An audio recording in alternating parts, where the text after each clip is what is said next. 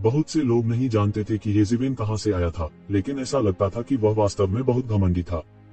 आप लोग उसे नहीं जानते होंगे, लेकिन मुझे यकीन है कि आपने उसके बारे में सुना होगा।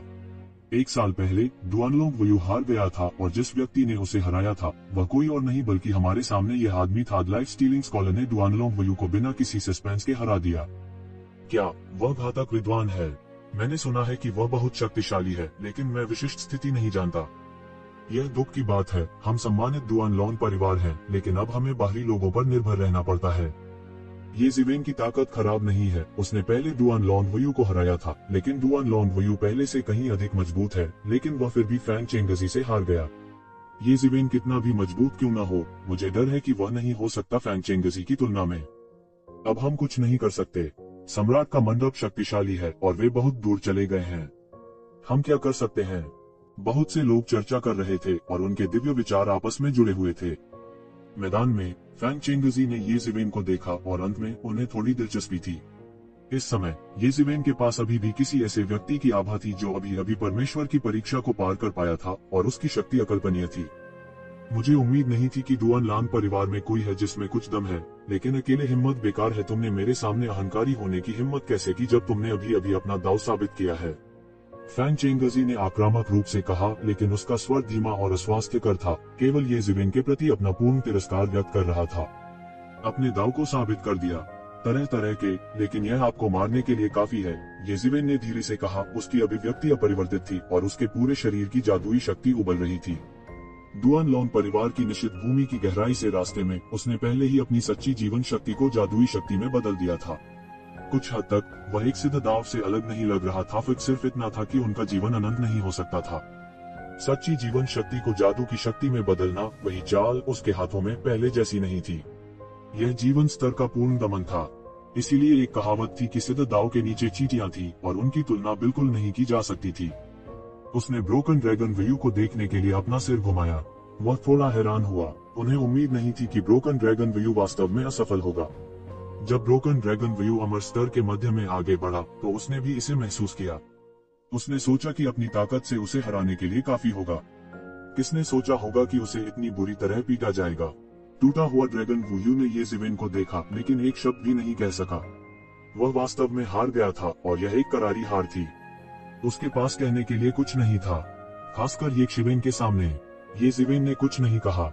उसने अपना हाथ उठाया और एक कोमल दिव्य शक्ति ने ब्रोकन ड्रैगन वुयू को अखाड़े से बाहर भेज दिया। आप काफी निडर हैं। आप ऐसी लड़ाई में दखल देने की हिम्मत भी करते हैं। अगर तुम अकेले हो तो मुझे लगता है कि तुम निश्चित रूप से हार जाओगे। क्या आपने किसी और को नहीं चुना?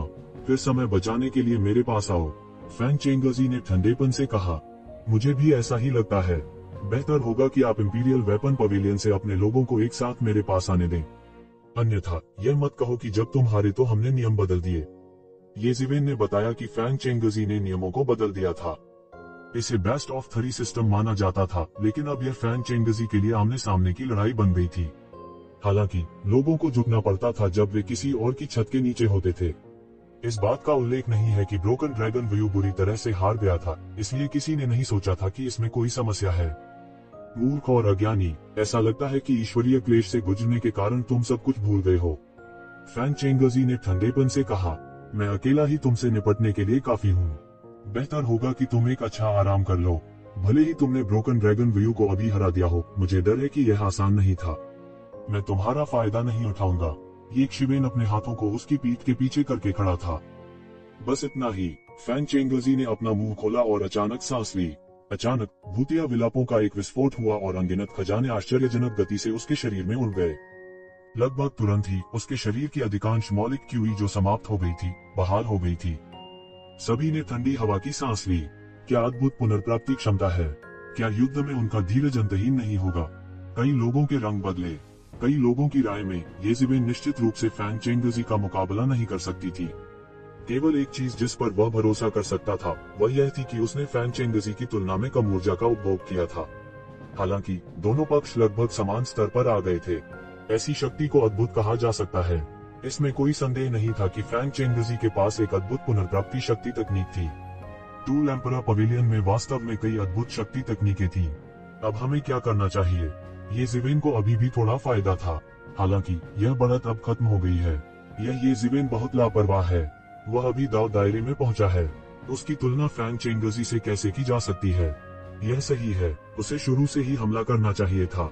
अब वह बहुत लापरवाह है। इन चर्चाओं को सुनकर लिंग फी ने तिरस्कारपूर्वक उपहास किया। उसने फिर कहा, ये बेवकूफ, कमजोर पहल करेंगे। यह सच है, लेकिन यह कहना मुश्किल है कि कमजोर कौन है। उसने स्वर्ग के प्रतिशोध के बारे में सोचा जो कुछ महीने पहले हुआ था। यह हजारों मील तक फैला हुआ था। यह एक अकल्पनीय देवता का प्रतिशोध था। यहाँ तक कि उन पौराणिक चरित्रों में भी इतनी भयानक शक्ति नहीं थी जब उन्होंने देवता के प्रतिशोध को पार किया था। वह जवान थी, इसलिए वह नहीं जानती थी कि उन दिनों देवता का प्रतिकार कितना शानदार था। हालांकि उसके लिए कुछ अनुमान लगाना ही काफी था। क्या वह भी फॉलन एंजल रेस की प्रसिद्ध प्रतिभा नहीं थी? उसकी खेती की प्रगति किसी से भी धीमी नहीं थी, भले ही उसकी खेती में कोई दिलचस्पी न हो। तो वह कैसे अनुमान नहीं लगा सकती थी? येज़ेबेल की तुलना में यह कहना मुश्किल था कि असली कमजोर कौन था। बहुत से लोग येज़ेबेल के अहंकार के बारे में शिकायत कर रहे थे। ऐसा लगता था कि उसका अहंकार ही उसकी असफलता का कारण बना था। येज़ेबेल ने भी इन चर्चाओं को सुना। वह मंद मुस्कुराया। क्या मानव हृदय ऐसा नहीं था? वे सही कह रहे हैं। आपने मुझे अपनी चोटी पर ठीक होने का अवसर दिया है। यह वास्तव में आपके जीवन की सबसे बड़ी गलती है। फ्रैंक चेंगर्जी ने बेहोश होकर कहा, इससे कोई फर्क नहीं पड़ता, तुम वैसे भी असफल हो जाओगे। इससे कोई फर्क नहीं पड़ता कि तुम मजबूत हो या कमजोर। येज़ेबेल ने धीरे से कहा, यह मत कहो कि मैं तुम्हें धमका रहा हूँ, क्योंकि तुम पहले ही ठीक हो चुके हो। मैं तुमसे निपटने के लिए ऐसे नीच साधनों का उपयोग करूंगा। यदि तुम हार गए तो रोना मत। अभिमानी फ्रैंक चेंगर्जी का रंग थोड़ा बदल गया।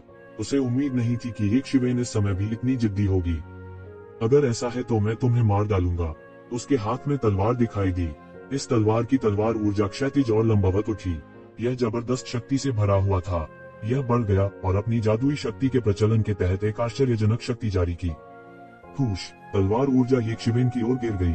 शून्य हिंसक रूप से कांप उठा। यह इस भयानक शक्ति का सामना नहीं कर सका। शून्य बिखर गया और एक काली कटी हुई दरार बन गई और इसने सीधे येज़ेबेल की ओर बमबारी की। सिर्फ इस पर आधारित, तुम अभी भी इससे दूर हो। येज़ेबेल के शरीर से एक ब्रह्मांड उभरा और सभी दिशाओं में फैल गया। वह इस ब्रह्मांड में एकमात्र सच्चे भगवान थे। असंख्य जादुई शक्तियां तलवार ऊर्जा में परिवर्तित हो गईं और तलवार ऊर्जा ड्रैगन बन गईं। दसियों हजार ड्रैगन दहाड़ते हुए और मारने के लिए काली दरार की ओर दौड़ पड़े। गड़गड़ाहट, पूरा आकाश हिंसक रूप से कांप उठा। अनगिनत मात्रा में जादुई शक्ति लुढ़क गई, मानो पारदर्शी पर्दे नीचे लटक रहे हों। यह असीम शक्ति का टकराव था। शून्य पूरी तरह से ढह गया और अनगिनत शक्तियां नाचने लगी। यह पतन के क्षेत्र का विस्तार करना जारी रखता है और अधिक शक्ति पूरी तरह से अराजकता में डाली जाती है। क्या जोरदार टक्कर है! बहुत से लोग चौंक गए। उन्होंने पहले ही येज़ेबेल की ताकत को बढ़ा चढ़ाकर बता दिया था। हालांकि येज़ेबेल ने उस समय जो ताकत दिखाई थी उसकी तुलना में यह कुछ भी नहीं थी। वास्तव में वे लगभग मौत से डर गए थे। यह व्यक्ति इतना शक्तिशाली कैसे हो सकता है? फ्रैंक चेंगर्जी थोड़ा चौंक गए। उसने सोचा कि येज़ेबेल सामान्य प्रारंभिक अमर स्तर की तुलना में अधिक से अधिक शक्तिशाली था। अधिक से अधिक, वह मध्य अमर स्तर के बराबर होगा। किसने सोचा होगा कि यह मामले से बहुत दूर था? वह उनकी कल्पना से कहीं अधिक शक्तिशाली था। टूटा हुआ ड्रैगन वूयू अपनी खुली आंखों से घूर रहा था। येज़ेबेल ने इससे पहले कभी भी इस तरह की ताकत का प्रदर्शन नहीं किया था। अगर 1 साल पहले उन्होंने लड़ाई के दौरान इस तरह की लड़ाकू शक्ति का प्रदर्शन किया होता तो शायद वह एक चाल भी नहीं रोक पाते और उन्हें करारी हार का सामना करना पड़ता। अभी भी यह कुछ ऐसा नहीं था जिसका वह विरोध कर सके। वह बेहद जटिल महसूस कर रहा था। एक तरफ उसे उम्मीद थी कि येज़ेबेल जीतेगी, दूसरी ओर वो नहीं चाहते थे कि येज़ेबेल जीते। यह अत्यंत जटिल था। फ्रैंक चेंगर्जी ने महसूस किया कि उसका भौतिक शरीर हल्का सा हिल गया था। यह नहीं कहा जा सकता था कि वह पूरी तरह से अप्रभावित था। हालांकि सांस लेते ही वह लगभग ठीक हो चुके थे। वह पहले से भी अधिक शक्तिशाली था। अनगिनत खजाने उसके भौतिक शरीर को तड़पा रहे थे। साधारण खजाना राक्षसों से अलग, वह एक ऐसी कलाकृति थी जिसकी सफलतापूर्वक खेती की गई थी। उसके पास एक भौतिक शरीर था, इसलिए स्वाभाविक रूप से वह अत्यंत शक्तिशाली था। यह उतना सरल नहीं था जितना कि 1 जोड़ 1 2 के बराबर होता है। एक विरूपण साक्ष्य के साथ सिद्धांत सत्यापन क्षेत्र में खेती करना। यहाँ तक कि अगर येज़ेबेल ने उसे भगवान का खोल नहीं पाया होता तो वह एक कृत्रिम आत्मा बनी रहती। इसका मतलब यह नहीं था कि कोई एक कलात्मक भावना के साथ सिद्धांत मान्यता क्षेत्र में खेती कर सकता है। यह बिल्कुल अलग अवधारणा थी। यहाँ तक अगर कोई ऐसी शक्ति प्राप्त कर सकता है जो सिद्धांत मान्यता क्षेत्र से कहीं अधिक है, जब वह एक कलात्मक भावना थी, तो इसका मतलब यह नहीं था कि कोई सिद्धांत मान्यता क्षेत्र में खेती कर सकता है। हम्फ, आपके पास कुछ कौशल है। उसने दोनों हाथों से शून्य को पकड़ लिया और तुरंत एक विशाल तलवार प्रकट हुई। असीम हवा एक पल में संघनित हो गई। एक पल में आकाशगंगा वापस लुढ़क गई और आकाश बिखर गया। यह कुछ ऐसा था जो पवन विशेषता कानून की उच्च समझ के साथ ही किया जा सकता था। तलवार के रूप में हवा का उपयोग करना संभव था। पवन गुण के गति नियमों के साथ युग्मित यह तलवार पहले से भी तेज थी। तेज, तेज, तेज, यह बहुत तेज था। एक पल में यह पहले ही यक्षवेन के सामने आ चुका था। तलवार की नोक यक्षवेन की नाक की नोक से 3 इंच से भी कम दूरी पर थी। इस समय यक्षवेन आखिरकार चली गई। वह आफ्टर में जितना तेज था। इस महत्वपूर्ण क्षण में येज़ेबेल की 5 उंगलियां मुट्ठी में बंध गईं। बढ़ती मुट्ठी बल बढ़ गया और अचानक हवा से संघनित लंबी तलवार को उड़ा दिया। डांग, पल भर में पवन शक्ति से संघनित यह लंबी तलवार मौके पर ही चकनाचूर हो गई। मूल रूप से ब्रोकन ड्रैगन व्यू को एक कठिन परिस्थिति में मजबूर किया गया था। हालांकि येज़ेबेल के सामने यह इतना शक्तिहीन लग रहा था। ये पूरी तरह से येज़ेबेल की विरोधी नहीं थी। पल भर में चकनाचूर हो गया। ध्यान से, अचानक किसी ने कहा। जैसे ही येज़ेबेल ने हवा की तलवार को चकनाचूर किया, एक लंबा भाला शून्य में घुस गया और येज़ेबेल के सामने आ गया। लंबे भाले के साथ अंतहीन पवन विशेषता कानून थे। यह लगभग कहा जा सकता है कि यह अभिव्यक्ति के स्तर तक पहुंच गया था। यह फैंग चेंगजी का असली तुरुप का इक्का था। यह स्पष्ट रूप से एक दिव्य उपकरण था और यह दिव्य उपकरणों में से एक अत्यंत शक्तिशाली था। घातक विद्वान, क्या यह है? मैं तुम्हें जानकर मरने दूंगा। यह भाला पवन भगवान की पित है। यह किंवदंतियों में कभी पवन देवता का एक बहुत शक्तिशाली दिव्य उपकरण था। अब यह मेरे हाथ में है। यदि तुम यहाँ मरोगे तो तुम व्यर्थ नहीं मरोगे। उद्धरण चिन्ह। फैंग चेंगजी के चेहरे पर कुछ कुटिल मुस्कान दिखाई दी। यही उनका असली ट्रम्प कार्ड था। यहाँ तक जब वह ब्रोकन ड्रैगन व्यू के साथ काम कर रहा था, तब भी उसने इसका इस्तेमाल नहीं किया।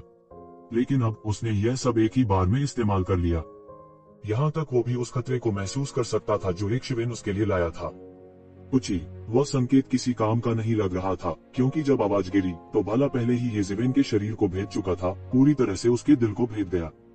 पूरा दृश्य बेहद दुखद लग रहा था। लड़ाई अभी शुरू ही हुई थी और येज़ेबेल को भाले से छेद दिया गया था। ऐसा लग रहा था कि वह अभी ब्रोकन ड्रैगन व्यू से भी बदतर स्थिति में था। फैंग चेंगजी के सामने वो बिल्कुल भी विरोध नहीं कर सका। लंबे भाले ने वास्तव में अत्याचारी आभा बिखेरी। यह एक अतुलनीय प्राचीन आभा थी। यह कई दाव पुष्टि करने वाले विशेषज्ञों की तुलना में अधिक समय तक अस्तित्व में था। फैंग चेंगजी के चेहरे पर एक उज्जवल मुस्कान दिखाई दी। उन्हें विश्वास ही नहीं हो रहा था कि इस भाले के वार से कोई भी जीवित रह सकता है। इस आदमी का उल्लेख नहीं करने के लिए जिसने अभी अभी अपने दाव की पुष्टि की थी। यहाँ तक एक मरे हुए दायरे का विशेषज्ञ भी मर जाएगा यदि वह अपने भाले को छेदता है। यह एक भयानक दिव्य अस्त्र की शक्ति थी। इसने उसे लगभग अजेय बना दिया। यह उनका सबसे बड़ा ट्रम्प कार्ड था। ब्रोकन ड्रैगन व्यू ने कितना भी संघर्ष किया हो, वह उसकी नजर में बेकार था। यदि यह इस तथ्य के लिए नहीं था कि उसके पास ऐसी काया है, तो वह इस घातक हथियार को कैसे परिष्कृत कर सकता था? आमतौर पर अगर किसी को चुभ जाता है तो वह मर जाता है। यह कैसे हो सकता है? वह घातक विद्वान छेदा जाने के बाद वास्तव में मृत मांस है। हे भगवान, भले ही भला मेरे शरीर के पिछले हिस्से को छू गया हो, मैं निश्चित रूप से मर जाऊंगा। मेरे शरीर में छेद करने की तो बात ही छोड़ो। एक डेमिगॉड ने डरते हुए कहा। ऐसी युद्ध शक्ति वास्तव में उनकी कल्पना से परे थी। यह सोचने के लिए कि कोई ऐसा क्रूर हथियार होगा, वे उस भयानक आभा को पहले ही महसूस कर सकते थे। अचानक जब सभी ने सोचा कि येज़ेबेल मरने वाली है, उन्होंने देखा कि येज़ेबेल के शरीर से अचानक काका का ध्वनि निकली। उसके शरीर पर कई दरारें दिखाई दी और उन दरारों से अनंत सुनहरी रोशनी निकली। फिर येज़ेबेल पूरी तरह से फट गई। यह क्या चल रहा है? किसी ने सदमे में कहा। तुम बहुत तेज हो। क्या यह तुम्हारा तुरुप का पत्ता है? मुझे तुम्हारे द्वारा लगभग धोखा दे दिया गया था। येज़ेबेल की आवाज दूर नहीं दिखाई दी। उसकी पीठ पर एक चमकदार रोशनी चमक उठी। महत्वपूर्ण क्षण में उसने अपने हल्के पंखों को खोल दिया और इस घातक प्रहार को चकमा दिया। यहाँ तक येज़ेबेल भी थोड़ा सा कांप उठी। यदि यह भाला वास्तव में उसके सोने से बने अत्याचारी रूप को भेद जाता तो वह गंभीर रूप से घायल हो जाता। यह कहा जा सकता है कि वह शुरुआत में नुकसान में था। दैवीय क्लेश के बपतिस्मा से गुजरने के बाद हालांकि वह अंतिम क्षण में अटका हुआ था और सफल होने में असफल रहा, फिर भी कई लाभ थे। कम से कम उसके पंख हवा और गरज के पंख प्रकाश के पंख में विकसित हुए थे। यह बिल्कुल नया स्तर था। अगर यह अभी भी हवा और गरज के पंखों के स्तर पर होता तो वह इससे बिल्कुल भी नहीं बच पाता। बस इतना ही था कि दानव के पंख, जो शुरुआत में शैतानी आभा से भरे हुए थे, एक तेज रोशनी में बदल गए थे। लाइट के इन पंखों को देखकर शायद किसी ने सोचा भी नहीं होगा कि यह असल में डेमन रेस का अनोखा हुनर। ये शिवेन के लिए भी यह सबसे अजीब बात थी। इस पवन देव के पित्त की गति वास्तव में बहुत तेज थी। यह पूरी तरह से अंतरिक्ष को पार कर गया। अन्यथा अगर ये ज़िवेन ने अपने प्रकाश के पंख नहीं खोले होते तो उसे इतनी आसानी से धोखा नहीं दिया जाता। फैन चेंगर्जी का शरीर तेजी से पीछे हट गया। ठीक उसी क्षण जब वह पीछे हटे, पतली हवा से एक लंबी तलवार प्रकट हुई और फिर वज्र के बल से नीचे गिर गई, जिससे वह जगह टूट गई जहां वह बस खड़ा था। उसकी गति इतनी तेज कैसे हो सकती है? फैन चेंगर्जी अभी भी थोड़ा अविश्वसनीय लग रहा था। उसे ये शिवेन की गति पर विश्वास नहीं हो रहा था। उसने कभी किसी ऐसे व्यक्ति का सामना नहीं किया था जो अस्तित्व में उसकी गति का मुकाबला कर सके। उसकी आंखें अतुलनीय रूप से दृढ़ थीं और जल्द ही स्थिर हो गईं। हालांकि ये ज़िवेन का आक्रमण लगभग एक साई की तरह उसका पीछा कर रहा था। अभी उसका हमला चूक गया था और उसने उसे भागने दिया था। इसके बजाय इसने ये ज़िवेन को पहल करने और पूरी तरह से हावी होने की अनुमति दी थी। पशु दाओ, ये ज़िवेन ने अपनी 5 अंगुलियों को मुट्ठी में बंद किया और मुक्का मारा। यह अनगिनत क्रूर पौराणिक जानवरों और अशुभ जानवरों में बदल गया। एक शक्तिशाली सेना ने फैन चेंगर्जी का पीछा किया। यह किस तरह की मुट्ठी तकनीक है? फैन चेंजी को ये ज़िवेन ने फिर से झटका दिया। यह मुट्ठी तकनीक निस्संदेह बेहद शक्तिशाली थी। यह कहा जा सकता है कि उन्होंने अपने जीवन में इतनी शक्तिशाली मुट्ठी की तकनीक कभी नहीं देखी थी। ये ज़िवेन, जिन्होंने अपने ताऊ को लगभग सिद्ध कर लिया था, के पास पुनर्जन्म मुट्ठी के 6 पथों की उच्च साधना और समझ थी। उसने अपने दायरे की सीमाओं को लगभग समाप्त कर दिया था, इसलिए वह पुनर्जन्म मुट्ठी के 6 पथों की अद्वितीय शक्ति को महसूस कर सकता था। हालांकि यह मुट्ठी तकनीक शक्तिशाली है, फिर भी यह मुझे मारने में सक्षम होने से बहुत दूर है। फैन चेंगर्जी ने एक लंबी गर्जना की। उसके हाथ में हवा भगवान की पित नृत्य किया और तुरंत एक अतुलनीय विशाल बवंडर का गठन किया। यह तेजी से घूमा, लगभग एक गरजता हुआ पवन अजगर बना और इन अशुभ जानवरों और पौराणिक जानवरों की ओर बढ़ा। टकराना, टकराना, टकराना। जहां कहीं भी हवा भगवान की पित पारित हुई, अशुभ जानवर और पौराणिक जानवर पूरी तरह से उसके द्वारा कुचल दिए गए थे। वे उसके विंड गॉड्स बॉल के लिए बिल्कुल भी खतरा पैदा नहीं कर सकते थे। गति की विशेषता के अलावा पवन विशेषता कानून की एक और विशेषता भी थी, जो कि तीक्ष्णता थी। जब गति एक निश्चित स्तर तक पहुंच जाती है तो यह तीक्ष्णता अंतरिक्ष और समय को भी काट सकती है। इसे अतुलनीय रूप से भयानक प्रकार का कानून कहा जा सकता है। बूम! ये ज़िवेन की मुट्ठी और विंड गॉड्स गौर टकरा गए और एक जोरदार विस्फोटक ध्वनि निकली। इसने एक असीम ऊर्जा उन्माद पैदा किया और सभी दिशाओं में लुढ़का। फैन चेंगर्जी ने केवल एक भयानक शक्ति को अपनी ओर आते हुए महसूस किया और उसके हाथ में मौजूद विंड गॉड्स बॉल हिलने ही वाला था।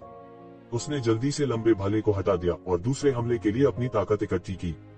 यह एक हिंसक तूफान की तरह था और एक हवा का अजगर आकाश में बना, व्यापक और कहर बरपा रहा था।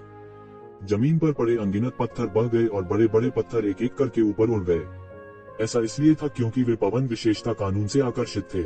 बूम! अनगिनत हमले एक हिंसक धारा की तरह थे और उन्होंने ये शिवेन की ओर बमबारी की। तेज, तेज, तेज। यह इतनी तेज थी कि भीड़ बिल्कुल भी साफ नहीं देख सकी।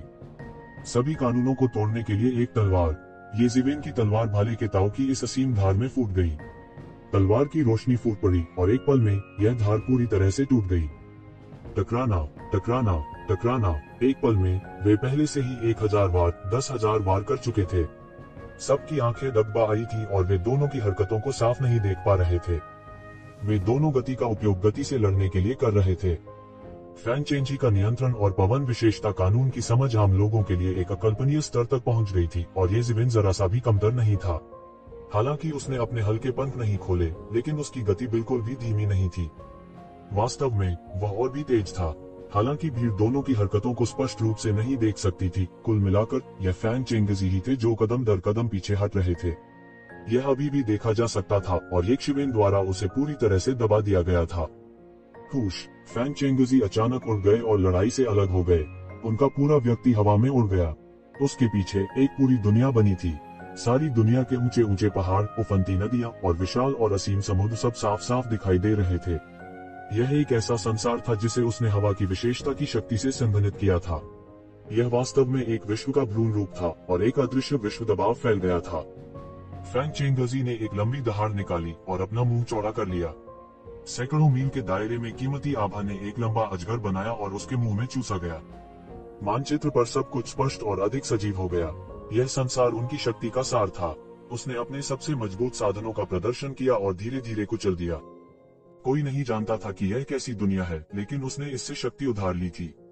यह एक विश्व की शक्ति थी और यह पूरी तरह से कुचल दिया गया। यह एक शक्तिशाली बल था जिसका सामान्य लोग बिल्कुल विरोध नहीं कर सकते थे। डेडली स्कॉलर यह दुनिया की शक्ति है जिसे मैंने Gall of the wind god से उधार लिया था। मैंने पहले कभी इसका इस्तेमाल नहीं किया है, इसलिए मैं आपको अभ्यास करने के लिए उपयोग करूंगा। आप मुझे इस बिंदु पर मजबूर करने के लिए मर चुके हैं। अब जब चीजें यहाँ तक गई हैं, तो मुझे कहना पड़ेगा कि अब तक आपका प्रदर्शन बहुत अच्छा रहा है, लेकिन यह जहाँ तक है मेरे सामने, तुम अभी भी योग्य नहीं हो। फैंग चेंगजी जोर से हंसा। पल भर में हवा का सारा संसार नीचे दब गया। सभी को ऐसा लगा जैसे दो दुनियाएं टकरा गई हों और सारे कानून अस्त व्यस्त हो गए हों। दो दुनियाओं के नियम टकराए, मुड़े और टूट गए। आसपास के देवताओं ने लगभग महसूस किया कि उनके द्वारा बनाए गए सभी कानूनों को दबाया जा रहा था और यहाँ तक उनके टूटने का खतरा भी था। दो लोगों का टकराना उतना ही भयानक था जितना मंगल का पृथ्वी से टकराना। एक गलती दो दुनियाओं को भी नष्ट कर सकती है। हालांकि जिस दुनिया को फैंग चेंगजी ने बुलाया था वह वास्तविक नहीं थी और केवल दुनिया का एक प्रक्षेपण था। यह पहले से ही काफी भयानक थी और इसने सभी को ऐसा महसूस कराया जैसे कि पूरी दुनिया ढह रही थी।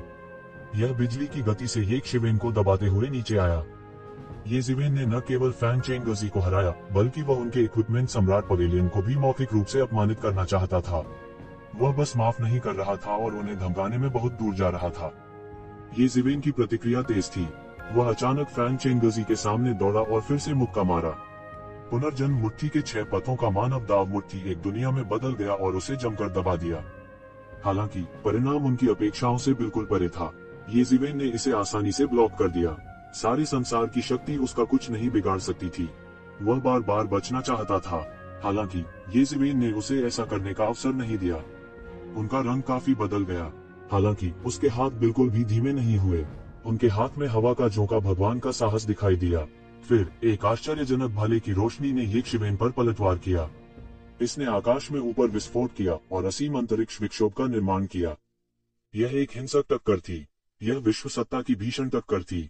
अनगिनत नियम लहरों की तरह टकराए और सबके सामने धराशायी हो गए। यह ऐसा था जैसे दुनिया सचमुच टकरा गई हो। कई लोगों की आंखें भर आईं। हालांकि उन्होंने इसके बारे में पहले ही सोच लिया था, लेकिन जब उन्होंने वास्तव में ये शिवेन की पूरी शक्ति को महसूस किया, तब भी वे चौंक गए। भीषण युद्ध के बाद यह उस तरह की कमजोर हार नहीं थी। इसके विपरीत यह पूर्ण हार थी। एक अतुलनीय जोर से टक्कर की आवाज निकली। यह उच्च दबाव वाली दुनिया वास्तव में एक विशाल हाथ से पूरी तरह से हथिया ली गई थी। यह पूरी तरह से रुक गया था, बिल्कुल आगे बढ़ने में असमर्थ था। मानव दाव मुट्ठी। कई देवता चकाचौंध थे और लगभग मौत से डर गए थे। कोई आश्चर्य नहीं कि दुआनलोंग वयु फैंग चेंगजी के विरोधी नहीं थे। यह पता चला कि वह मध्य अमर स्तर के शिखर में प्रवेश कर गया था। हालांकि दुआनलोंग वयु, जिसने अभी अभी मध्य अमर स्तर में प्रवेश किया था, निश्चित रूप से उसका विरोधी नहीं था। पूरी दुनिया की टक्कर इतनी भयानक थी कि नियम भी विकृत हो गए और पूरी तरह से टूट गए। यह व्यक्ति कौन था? उनकी निगाहें येजिवेन पर टिकी थी। वे अपने दांत पीस रहे थे। उन्होंने लंबे समय से दुआनलोंग कबीले को अंडरग्राउंड एलायंस पर हस्ताक्षर करने और इस लड़ाई के लिए सहमत होने के लिए मजबूर करने की योजना बनाई थी। अब यह पूरी तरह से नष्ट हो गया था। फैंग चेंगजी ने मुंह से खून निकाला। उसे संसार की शक्ति का आघात सहना पड़ा। वह जल्दी से पीछे हट गया। उसकी आंखें डरावनी थीं। ये शिवेन बहुत मजबूत था और उसकी ताकत सभी की अपेक्षाओं से कहीं अधिक थी। वह बहुत स्पष्ट था कि ये दिव्य इंद्रियां दुआनलोंग परिवार के विशेषज्ञ थे। उन्हें डर था कि वह लाभ लेकर भाग जाएगा। अब जबकि वह जीत गया था, उसने अपना वादा पूरा किया था और लेन देन पूरा किया था। एक सच्चे जीनियस को एक विशाल गुट और अनगिनत संसाधनों की आवश्यकता होती है। यही कारण था कि स्वतंत्र काश्तकारों के लिए विशेषज्ञों को तैयार करना कठिन था, क्योंकि उनके पास पर्याप्त संसाधनों की कमी थी। यह व्यक्ति कौन था? उन्हें यह पता लगाना था कि वह कहां से आया है। वह निश्चित रूप से दुआनलोंग परिवार का विशेषज्ञ नहीं था, नहीं तो उन्हें उसकी कोई खबर कैसे नहीं होती। हालांकि ये शिवेन उसे कैसे भागने दे सकती थी। उसने तुरंत एक मुहर पर चुटकी ली और उसके हाथ आसमानी मुहर को उल्टने में बदल गए। उसने उपकरण सम्राट हेवन की शक्ति को नियंत्रित किया और नीचे झुक गया। दूसरी ओर ये जिवेन गतिहीन रही। फैंग चेंगजी की मार्शल शक्ति उससे कहीं कम थी और वह उसे हिला पाने में पूरी तरह से असमर्थ था। शुरू से अंत तक वह एक बार भी पहल करने में असमर्थ था। यह बेकार है। आप कितना भी संघर्ष करें, आप मेरे मैच के लायक नहीं हैं। उसके हाथों की मांसपेशियां फट गई थीं। उसकी गति बहुत तेज थी और उसकी शारीरिक शक्ति खराब नहीं थी। हालांकि ये अभी भी एक शिवेन की शारीरिक ताकत से दूर थी। वह दुआनलोंग परिवार के लिए अपनी जान जोखिम में क्यों डालेगा? इस मुंह भर खून को उगलना नहीं चाहिए। एक बार यह उगल दिया गया तो उसकी जीवन शक्ति को बहुत नुकसान होगा। तीव्र टक्कर के कारण पवन देवता के साहस से धातु की ध्वनि निकली। हिंसक भनभनाहट की आवाज और हिंसक झटके ने फैंग चेंगजी को इसे धारण करने में लगभग असमर्थ बना दिया और वह लगातार मौके पर पीछे हट गया। एक शिवेन जोर से हंस पड़ी। अगर यह वास्तव में कुचलने वाली दुनिया होती तो उसे भी भागना पड़ता। यह ऐसा था जैसे कोई नश्वर दो टकराते हुए ग्रहों का सामना कर रहा हो। अगर वह भागा नहीं होता तो वह मर जाता। हालांकि यह केवल दुनिया की शक्ति थी और यह बहुत हीन थी। इसके अलावा यह टूल सम्राट हेवन जैसे उच्च स्तरीय दुनिया के सामने था। उसने जिस विश्व की शक्ति का आह्वान किया था वह बहुत हीन थी। क्या चल रहा है? यह कैसे संभव है? दुनिया रुक गई है। फैंग चेंगजी को तुरंत झटका लगा। हालांकि यह पहली बार था जब उसने किसी लड़ाई में इस चाल का इस्तेमाल किया था। उसे इस चाल पर पूरा भरोसा था। दृश्य मौन था और यहाँ तक एक पिन गिरने की आवाज भी सुनी जा सकती थी। ऐसा लग रहा था कि किसी ने भी यह उम्मीद नहीं की थी कि मूल रूप से राजसी फैंग चेंगजी अंत में हार जाएंगे। इसके अलावा यह एक करारी हार थी। फैंग चेंगजी केवल बेबसी से देख सकता था क्योंकि एक शिवेन ने पूरी तरह से जीत हासिल कर ली थी। उसके पास कुछ भी करने का कोई रास्ता नहीं था। इसके अलावा भले ही एक मजबूत प्रतिद्वंद्वी था, उन्हें टूल सम्राट मंडप को अपमानित करने के परिणामों पर सावधानी से विचार करना चाहिए था। उसने एक और मुंह से खून उगल दिया और गंभीर चोटों से सीधे बेहोश हो गया। टकराना। आकाश के ऊपर फैंग चेंगजी ऊंचे स्थान पर खड़ा था, एक महान देवता जिसने स्वर्ग और दसियों हजारों दुनिया पर राज किया। उसका मुकाबला कोई नहीं कर सकता था। ये शिवेन आसमान से नीचे उतरे और सीधे अपने पैर से रौंद डाला। फैंग चेंगजी को अखाड़े से बाहर भेज दिया। हालांकि अखाड़ा बहुत बड़ा था, लेकिन वह इतनी बड़ी ताकत का दमन नहीं झेल सकता था। जैसे ही ये शिवेन ने बात की, एक आभा जो फैंग चेंगजी से भी अधिक अत्याचारी थी और अचानक फैंग चेंगजी पर हावी हो गई। फैंग चेंगजी ने अपने दांत पीस लिए और बार बार पीछे हट गया। उसने जबरन उस खून को निगल लिया जो पहले ही उसकी छाती तक बढ़ चुका था। फैंग चेंगजी ने मुंह से खून निकाला और उसका पूरा शरीर अचानक तोप के गोले की तरह उड़ गया। टकराना। हालांकि इस समय अन्य दो को एक शिवेन से निपटने के लिए ऊपर जाने देना असंभव था। इसके अलावा जिस तरह से ये शिवेन ने फैंग चेंगजी के साथ व्यवहार किया, उसे देखते हुए अगर वे ऊपर जाते हैं तो अन्य दो केवल खुद को अपमानित करेंगे। कोई फायदा नहीं हुआ। इस तरह का युद्ध रिकॉर्ड उनके लिए दूसरों को देखना बहुत शर्मनाक था। यदि यह परमेश्वर के प्रतिशोध के बपतिस्मा के लिए नहीं होता तो शायद वे वास्तव में फैंग चेंगजी के विरोधी नहीं होते। इस लड़ाई में हमारे दुआनलोंग कबीले की जीत हुई है। मुझे आश्चर्य है कि क्या किसी को कोई आपत्ति है। दुआनलोंग कबीले के भगवान धीरे धीरे प्रकट हुए और कहा। अंतरिक्ष एक दर्पण की तरह बिखर गया। उसकी पवन गॉड्स बॉल के सामने टुकड़ा टुकड़ा ढह गया। ये शिवेन पीठ के पीछे हाथ जोड़कर खड़े हो गए और कहा, हालांकि फैंग चेंगजी ने पहले कहा था कि उसे हराना जीत माना जाता है, लेकिन अगर अन्य दो आश्वस्त नहीं है तो आप भी अखाड़े में आ सकते हैं। ऐसा नहीं होता है। कोई फर्क नहीं पड़ता अगर आप सब एक साथ आते हैं। फैंग चेंगजी की गति बहुत तेज थी, लेकिन ये शिवेन की गति और भी तेज थी। वह एक छाया की तरह उसका पीछा करता था, एक तासल की हड्डी पर एक कीड़ा की तरह उसके करीब चिपक जाता था। उसे बचने का जरा भी मौका नहीं देता था। इंपीरियल वेपन पवेलियन के लोग और भी उदास दिख रहे थे, मानो पानी टपक सकता हो। उन्हें इस आदमी को ढूंढना चाहिए, उसे मारना चाहिए और उसके लिए एक उदाहरण बनाना चाहिए। आइए देखें कि भविष्य में उनके इंपीरियल वेपन पवेलियन के मामलों में कौन दखल देने की हिम्मत करेगा। ये शिवेन ने एक गहरी सांस ली और एक और मुक्का मारा। नश्वर दुनिया की विशाल शक्ति उसकी उंगलियों के अंतराल से बह निकली, जिससे एक शक्तिशाली और आश्चर्यजनक विनाशकारी शक्ति बह गई। इस शक्ति के सामने आकाश उल्टा हुआ प्रतीत हुआ और उसमें एक राक्षसी शक्ति का उदय हुआ। बहुत दूर जाना हमेशा दूसरों द्वारा अपने इंपीरियल वेपन पवेलियन के आचरण का वर्णन किया गया था, लेकिन उनके लिए इसे जोर से कहना दुर्लभ था। टफ। उनकी निगाहें अखाड़े पर टिकी थी, उस आदमी पर जिसने तलवार की तरह अपनी ताकत का प्रदर्शन किया था। वह घमंडी था और आकाश में उकाब की तरह अलग था, जमीन पर चींटियों की तरह नहीं। यह उनका सबसे बड़ा ट्रम्प कार्ड था। किसने सोचा होगा कि ऐसा सनकी वास्तव में प्रकट होगा? और उन्होंने बिल्कुल भी उम्मीद नहीं की थी कि ये शिवेन टूल सम्राट हेवन का व्यक्ति नहीं था। इसलिए उन्होंने स्वाभाविक रूप से टूल सम्राट मंडप को अपमानित करने की परवाह नहीं की। इसके अलावा उन्होंने अपना वेश बदल लिया था, इसलिए कोई भी उसकी असली पहचान नहीं जान पाएगा। तो उन्होंने इसकी परवाह नहीं की। नश्वर दुनिया की दुर्जय शक्ति अभी भी बढ़ रही थी, जैसे उग्र लहरें तट को पीट रही हों, हजारों मीटर ऊंची विशाल लहरें बना रही हों, आकाश को पीट रही हों। उसने कभी नहीं सोचा था कि उसका सामना ऐसे परेशान आदमी से होगा। यहाँ तक कई बूढ़े लोग भी जिन्होंने अनगिनत वर्षों तक खेती की थी, उन्हें इस तरह का आश्चर्यजनक नुकसान नहीं पहुंचा सके। यह पलटवार बहुत तेज था। अगर वह सावधान नहीं होता तो उसकी मौके पर ही मौत हो सकती थी। हालांकि ये ज़िवेन भी असंतुष्ट थी। वह आकाश में उड़ गया और बिना चकमा दिए उसने हवा के भगवान के पित्त को पलटते हुए आकाश की मुहर से तोड़ दिया। उपस्थित कई विशेषज्ञ इंपीरियल वेपन पवेलियन से थे। इस समय उनके चेहरे और भी भद्दे थे। वे आत्मविश्वास से भरे हुए थे और पूरी तरह से एक ही बार में इंपीरियल वेपन पवेलियन को गिराने का इरादा रखते थे, लेकिन परिणाम ऐसा था। यह चेहरे पर पूरी तरह से तमाचा था। इस डेडली स्कॉलर द्वारा फैंग चेंगर्जी के चेहरे पर पूरी तरह से तमाचा जड़ दिया गया था। टकराना। ये ज़िवेन ने स्वाभाविक रूप से उसकी टकटकी को महसूस किया, लेकिन उसने परवाह नहीं की। तो क्या हुआ अगर उसने इंपीरियल वेपन पवेलियन को नाराज कर दिया? उसे वास्तव में जो राहत महसूस हुई वह यह थी कि उस पर बंद दिव्य इंद्रियों ने आखिरकार आराम कर लिया। तो ज़िवेन ने आकाशीय सम्राट टूल रिफाइनिंग तकनीक को सक्रिय किया, जिससे इंपीरियल वेपन हेवन को पलटवार करना पड़ा। इसलिए प्रतीत होता है कि भयानक हमले को उसके द्वारा आसानी से रोक दिया गया था। फैंग चेंगजी चिल्लाया और मुंह भर खून जल गया। उसने स्वर्ग और पृथ्वी के बीच के खजाने क्यूई को अपने शरीर में समाहित कर लिया और उसके हाथ में विंड गॉड्स बॉल से एक तीव्र प्रकाश फूट पड़ा। इस समय वह अब पीछे नहीं रहा। शक्तिशाली ताकत जो मध्यवर्ती अमर स्तर के शिखर से संबंधित थी, बिना किसी आरक्षण के पूरी तरह से प्रदर्शित हुई थी। यह असंभव है। उसकी आभा फैंग चेंगजी की आभा से अधिक मजबूत कैसे हो सकती है? उससे भी भयानक बात यह थी कि बैंजनी वस्त्र पहने वह पुरुष था जो बिना म्यान की लंबी तलवार के समान तेज था। उसके पास एक प्राकृतिक प्रतिभा का आभास था और उसकी तेज आभा आकाश को बिखेरने में सक्षम प्रतीत हो रही थी।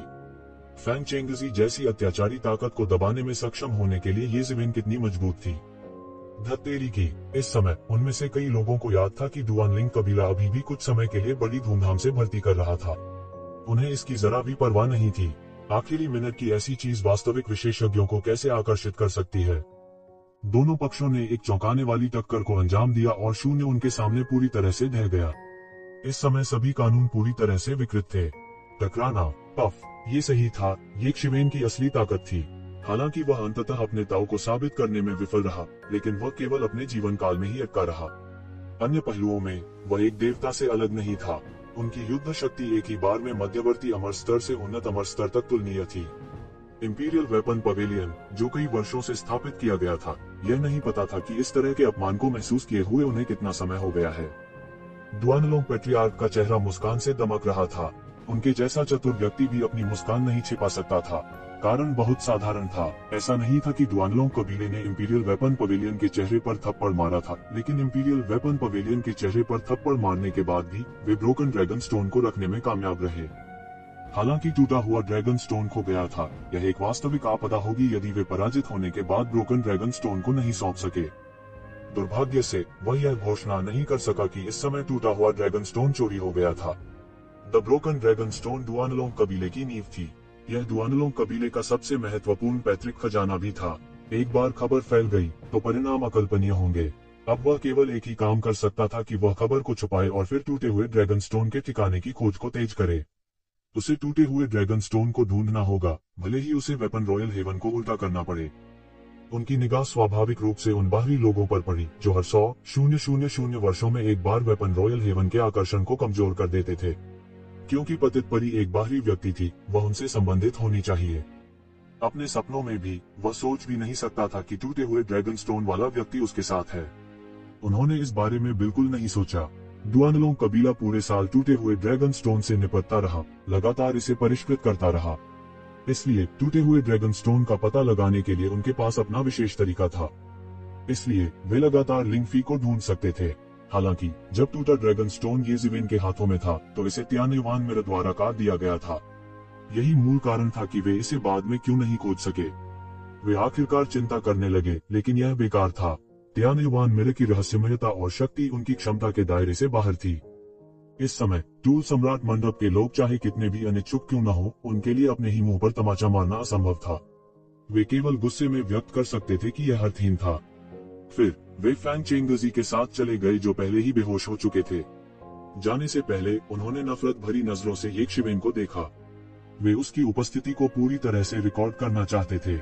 हाँ, मुझे पता था कि तुम यह कर सकते हो। इस समय लिंगफी अखाड़े में पहुंचे और मुस्कुराते हुए कहा, ये जिवेन ने बस सिर हिलाया। इस समय वह डेडली स्कॉलर था जिसने अपनी क्षमता का प्रदर्शन किया। डुआनलोंग कबीले के भगवान, चून की मामला खत्म हो गया है तो हम चले जाएंगे। हम लंबे समय तक नहीं रहेंगे। ये जिवेन ने अपने हाथों को सहलाया और कहा। इस तथ्य का लाभ उठाते हुए कि ब्रोकन ड्रैगन कबीले को अभी तक वापस नहीं आना था, उसे पहले छोड़ना पड़ा। सबसे महत्वपूर्ण बात, उपकरण सम्राट स्वर्ग की गहराई में खजाना तिजोरी दिव्य वस्तुओं को थूकने वाली थी। ऐसा होने से पहले उसे वहां भागना पड़ा।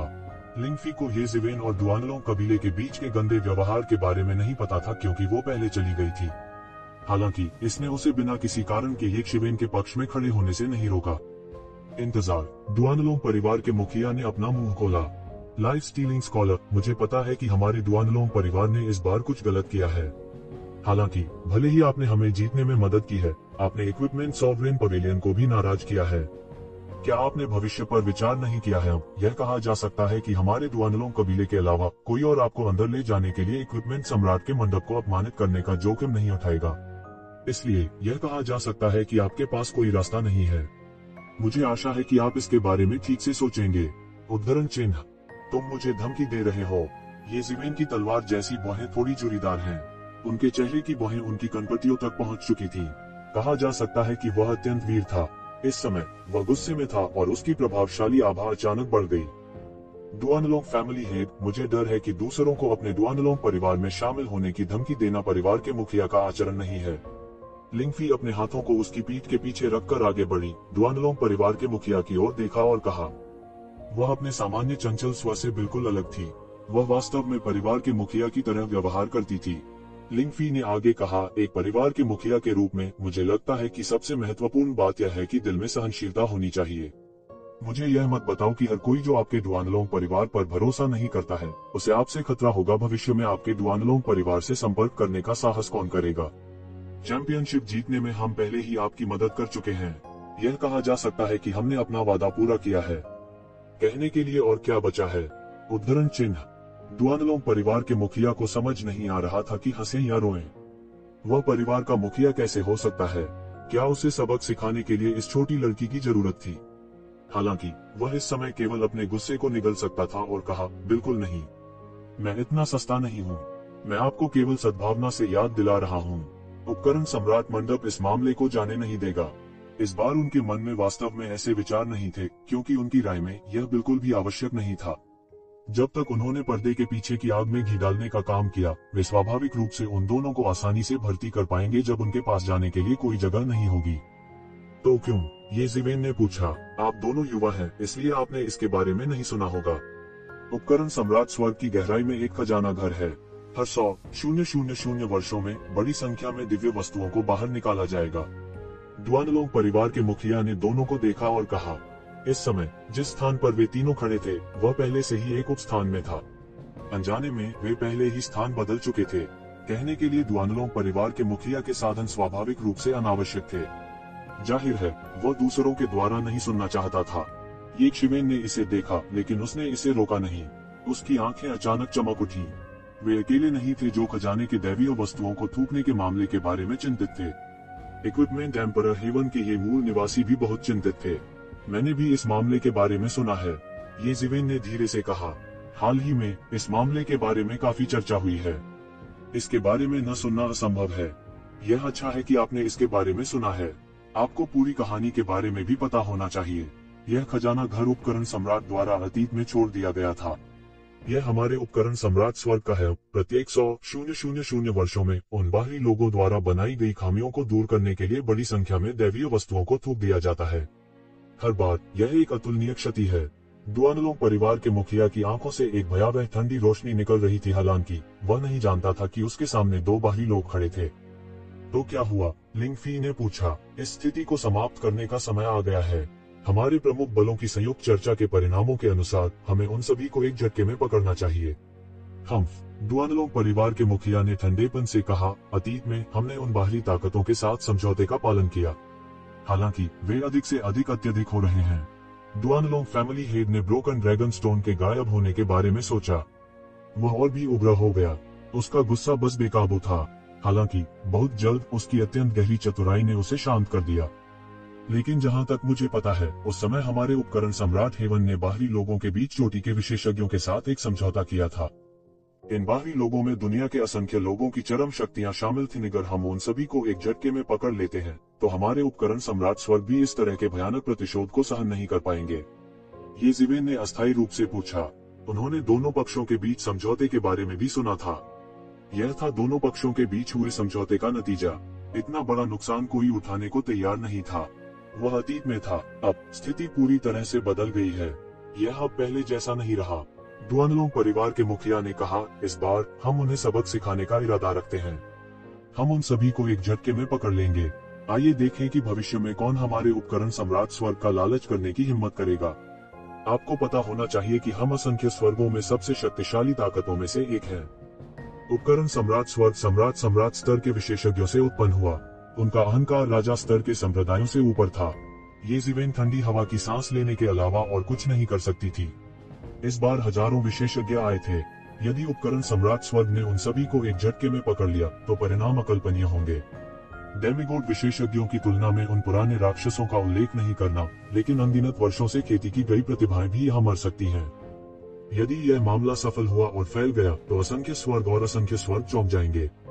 जैसा कि दुआनलोंग परिवार के मुखिया ने कहा था, भले ही वे इस बारे में जानते हो, वे उपकरण सम्राट हेवन से निपटने के लिए इतने सारे संसाधन खर्च करने को तैयार नहीं होंगे। हालांकि येज़ेबेल के मुंह में एक उपहास कौंध गया। हालांकि वह इस मामले के बारे में जानता था, लेकिन उन लोगों के जीवन और मृत्यु का उससे कोई लेना देना नहीं था। उन लोगों में भी कई ऐसे थे जो उसके आकस्मिक मिलन की लालसा रखते थे और उसके दैवीय उपकरण को हड़पना चाहते थे। जंगली शेर पूर्वज उनमें से एक थे। ड्रैगन द्वीप का उल्लेख नहीं करना और श्राउडिंग हेवन संप्रदायों से मारने के लिए दृढ़ थे। अन्य प्रमुख ताकतों ने भी बात नहीं की। वे एक अच्छा शो देख रहे होंगे। यह कहा जा सकता है कि वे मिलनसार नहीं थे। मर गए तो मर गए। वे क्या कर सकते थे? इससे हमें क्या लेना देना? येज़ेबेल ने पूछा। दुआनलोंग परिवार के मुखिया ने एक पल के लिए विचार किया और कहा, स्वाभाविक रूप से इसका हमसे कुछ लेना देना है। हम उन बाहरी लोगों के साथ खजाना घर की परिधि में व्यवहार कर सकते हैं, लेकिन हम खजाने के घर के अंदर प्रवेश नहीं कर सकते। ऐसा लगता है कि उपकरण सम्राट महामहिम ने एक प्रतिबंध छोड़ दिया है जिसमें आप प्रवेश कर सकते हैं। इस बार हम इन सभी बाहरी लोगों को एक झटके में पकड़ लेंगे, लेकिन हमें उन खजानों के लिए भी लड़ना होगा जो खजाना घर उगलते हैं। उस समय हमें बड़ी ताकतों से लड़ना होगा।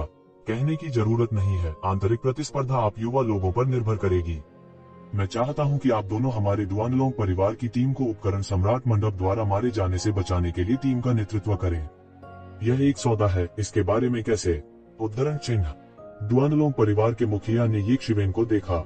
वह यह भी बहुत स्पष्ट था कि पिछली घटना के बाद दोनों पक्षों के बीच कोई मौन सहमति नहीं रह गई थी। दिल की गहराई से एक दूसरे पर भरोसा करना तो दूर की बात है, यह बिल्कुल असंभव था। एक ही रास्ता था कि दोनों को एक साथ जोड़ने के लिए एक सौदे का इस्तेमाल किया जाए।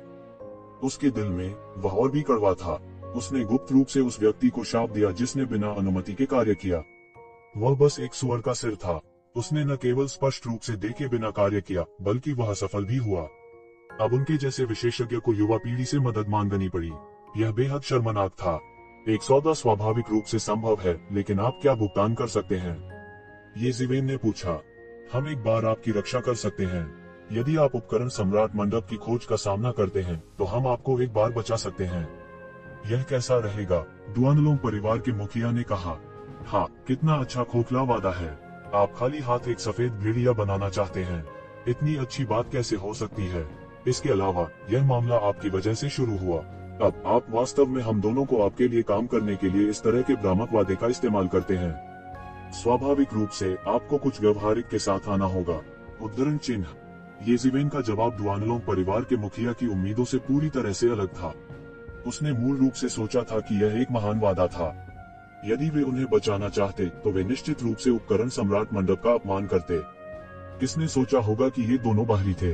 वे लंबे समय तक नहीं रुकेंगे। इक्विपमेंट एम्परर पवेलियन द्वारा उनका पीछा करना तो दूर की बात है। यह उनके लिए बिल्कुल भी आकर्षक नहीं था। दुआनलोंग कबीले के मास्टर ने उन दोनों को देखा। वह जानता था कि अगर उसने कुछ व्यवहारिक नहीं निकाला तो ये दोनों लोग जरा भी नहीं हिलेंगे। वे उस तरह के लोग थे जो बाज को तब तक नहीं छोड़ते थे जब तक वे खरगोश को नहीं देख लेते। उसने एक पल के लिए सोचा और फिर कहा, तुम क्या चाहते हो? यहाँ कुछ भी नहीं है जो मुझे पसंद है। लिंगफी ने अपने होठों पर हाथ फेरा और उदासीनता से कहा। वह पतित परी कबीले की छोटी राजकुमारी थी। उसने हर तरह की अच्छी चीजें देखी थीं। डुआनलोंग कबीले में ऐसा कुछ भी नहीं था जो उसे पसंद हो। अगर यह डुआनलोंग कबीले की प्रतिष्ठा के लिए नहीं होता तो वह गुस्से में टूटे हुए ड्रैगनस्टोन को नहीं चुराती। डुआनलोंग फैमिली पैट्रियार्क भी थोड़ा अवाक था। यह वास्तव में एक स्थानीय अत्याचारी था जिसके पास धन की कमी नहीं थी। यह कुछ ऐसा था जिसके बारे में डुआनलोंग परिवार में हर कोई बात कर रहा था। यह पूरी तरह से स्थानीय अत्याचारी की लड़ाई शैली थी। बात बस इतनी थी कि कोई नहीं जानता था कि यह मनमोहक यक्ष कहां से आया है और किस महान देवता से विरासत में मिली है। यह कहने के लिए कि उसके पास कोई विरासत नहीं थी, यह कैसे संभव था? कोई विश्वास नहीं करेगा। केवल एक चीज जिसने उसकी आंख को पकड़ा वह शायद ब्रोकन ड्रैगन स्टोन था, लेकिन वह चीज पहले ही ले ली गई थी। यह बिल्कुल भी सुंदर नहीं थी, इसलिए उसने ये शिवेन को दे दी। अब उसे इसमें और भी कम दिलचस्पी थी। सौभाग्य से डुआनलोंग कबीले के मास्टर ने मुख्य रूप से ये शिवेन पर अपनी उम्मीदें लगा रखी थी। ये शिवेन की ताकत उससे ज्यादा मजबूत थी। यह अमृतत्व क्षेत्र के बाद के चरण की ताकत के बराबर था, इसलिए यह उसके लिए सभी चुनौतियों से निपटने के लिए पर्याप्त था। एक दिव्य गोली। ये शिवेन ने इन शब्दों को उगल दिया। इसने डुआनलोंग कबीले के मास्टर को लगभग खून की उल्टी करा दी। एक दिव्य गोली, दूसरी दिव्य गोली। उसने क्या सोचा था कि दिव्य गोलियां क्या थीं? सड़क के किनारे गोभी, और वह चाहता तो एक प्राप्त कर सकता था। अब दिव्य दान क्षेत्र कई वर्षों के लिए गायब हो गया था और ये दिव्य गोलियां कई साल पहले प्राप्त हुई थी। नहीं, डुआनलोंग कबीले के मास्टर ने तुरंत सीधे चेहरे से कहा। वह एक दिव्य गोली देने को तैयार था क्योंकि यह डुआनलोंग कबीले के जीवन और मृत्यु से संबंधित थी। जब वह मरने वाला था तो वह दिव्य गोली की परवाह क्यों करेगा? स्वाभाविक रूप से यह अब अलग था। फिर आप किसी और को ढूंढ सकते हैं, ये शिवेन ने कहा और अपना हाथ हिलाया। वह बहुत निश्चिंत था। आधी दिव्य गोली और नहीं। डुआनलोंग फैमिली हेड ने दांत पीस कर कहा। उसके दिल से खून बह रहा था, पूरी तरह से खून बह रहा था। लेकिन वह और क्या कर सकता था? किसने उसे अपने से कमजोर होने के लिए कहा? छज्जे के नीचे उसके पास मदद मांगने के अलावा कोई चारा नहीं था। ये शिवेन के बिना डुआनलोंग कबीले द्वारा भेजे गए विशेषज्ञों को क्रोधित रॉयल मंडप द्वारा नष्ट कर दिया गया होता। रॉयल मंडप में अनगिनत विशेषज्ञ थे। इसके अलावा उनसे जुड़े विशेषज्ञ कुछ ऐसे नहीं थे जिसकी डुआनलोंग कबीले से तुलना की जा सके। हालांकि वह खजाने को छोड़ने के लिए तैयार नहीं था जिसे खजाने के घर ने उगल दिया था। इसलिए उसके पास एक शिवेन द्वारा मारे जाने के अलावा कोई विकल्प नहीं था। सौदा, ये शिवेन ने उदासीनता से कहा। वैसे भी वह खजाने में जरूर जाएगा, तो यह सिर्फ एक छोटा सा प्रयास था। हालांकि मुझे पहले जाना पड़ सकता है। समय आने पर मैं आपसे मिलने वापस आऊंगा।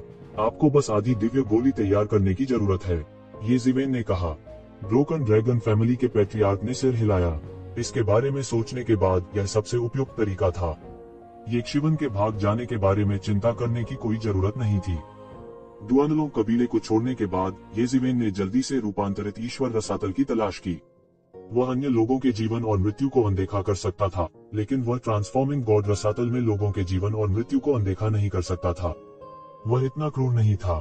जहां तक फी की बात है, वह स्वाभाविक रूप से ये शिवेन का अनुसरण करती थी। उसके लिए बाहर आना दुर्लभ था और वह लगभग यही मर गई। ये शिवेन के बाद सबसे सुरक्षित था।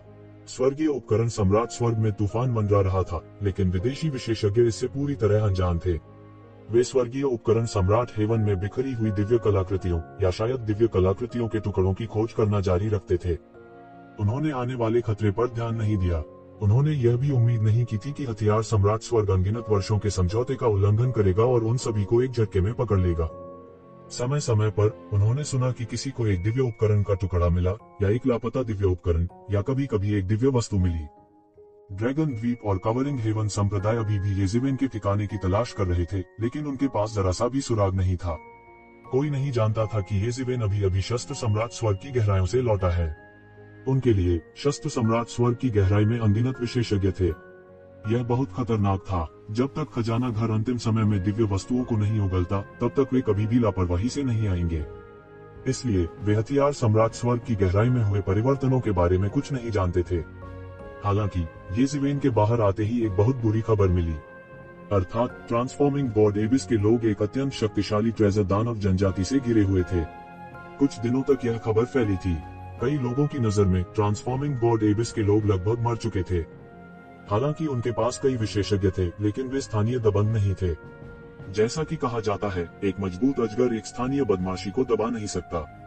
इसके अलावा ये मजबूत ड्रैगन उन स्थानीय बुलियों से ज्यादा मजबूत नहीं हो सकते हैं। और इन शक्तिशाली खजाना दानव जनजातियों के हजारों विशेषज्ञ थे। एक बार इन शक्तिशाली खजाना दानव जनजातियों द्वारा लक्षित किया गया था, केवल एक मृत अंक था। इस समाचार को प्राप्त करने के बाद येज़िवेन तेजी से उस स्थान पर पहुंचे जहां ट्रांसफॉर्मिंग गॉड रसातल के लोग घिरे हुए थे।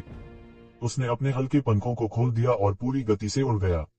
उसने एक पल में लाखों मील की यात्रा की। उसकी गति अत्यंत तेज थी।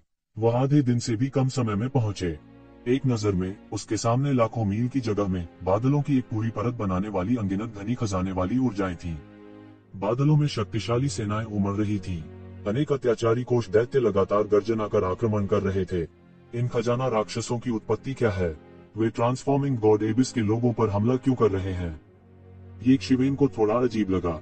हालांकि एक मजबूत अजगर एक स्थानीय धमकाने को दबा नहीं सकता है। इसका मतलब यह था कि उनके जैसे बाहरी लोगों ने इन खजाना दानव जनजातियों को भड़काने की हिम्मत नहीं की। हालांकि ये खजाना दानव जनजातियां भी बिना किसी कारण के उनके लिए परेशानी का कारण नहीं बनेंगी। एक मजबूत अजगर कितना भी कमजोर क्यों न हो, फिर भी वह एक मजबूत अजगर था। यदि कोई एक मजबूत अजगर के लिए मुसीबत खड़ी करने का साहस करता है तो उसे बुरी तरह घायल होने के लिए तैयार रहना चाहिए। येज़िवेन ने मुक्ति की अपनी आंखें खोली। निश्चित रूप से उसने अनगिनत शक्तिशाली खजाने वाले राक्षसों को इन खजाने की ऊर्जाओं के बीच में घूमते हुए देखा। वे आगे पीछे घूम रहे थे। उनमें से प्रत्येक अतुलनीय शक्तिशाली था। उनमें से लगभग सभी रहस्यमय क्षेत्र से ऊपर थे। कुछ देवता स्तर के शक्तिशाली अस्तित्व भी थे। यह भी एक बहुत शक्तिशाली खजाना दानव जनजाति थी।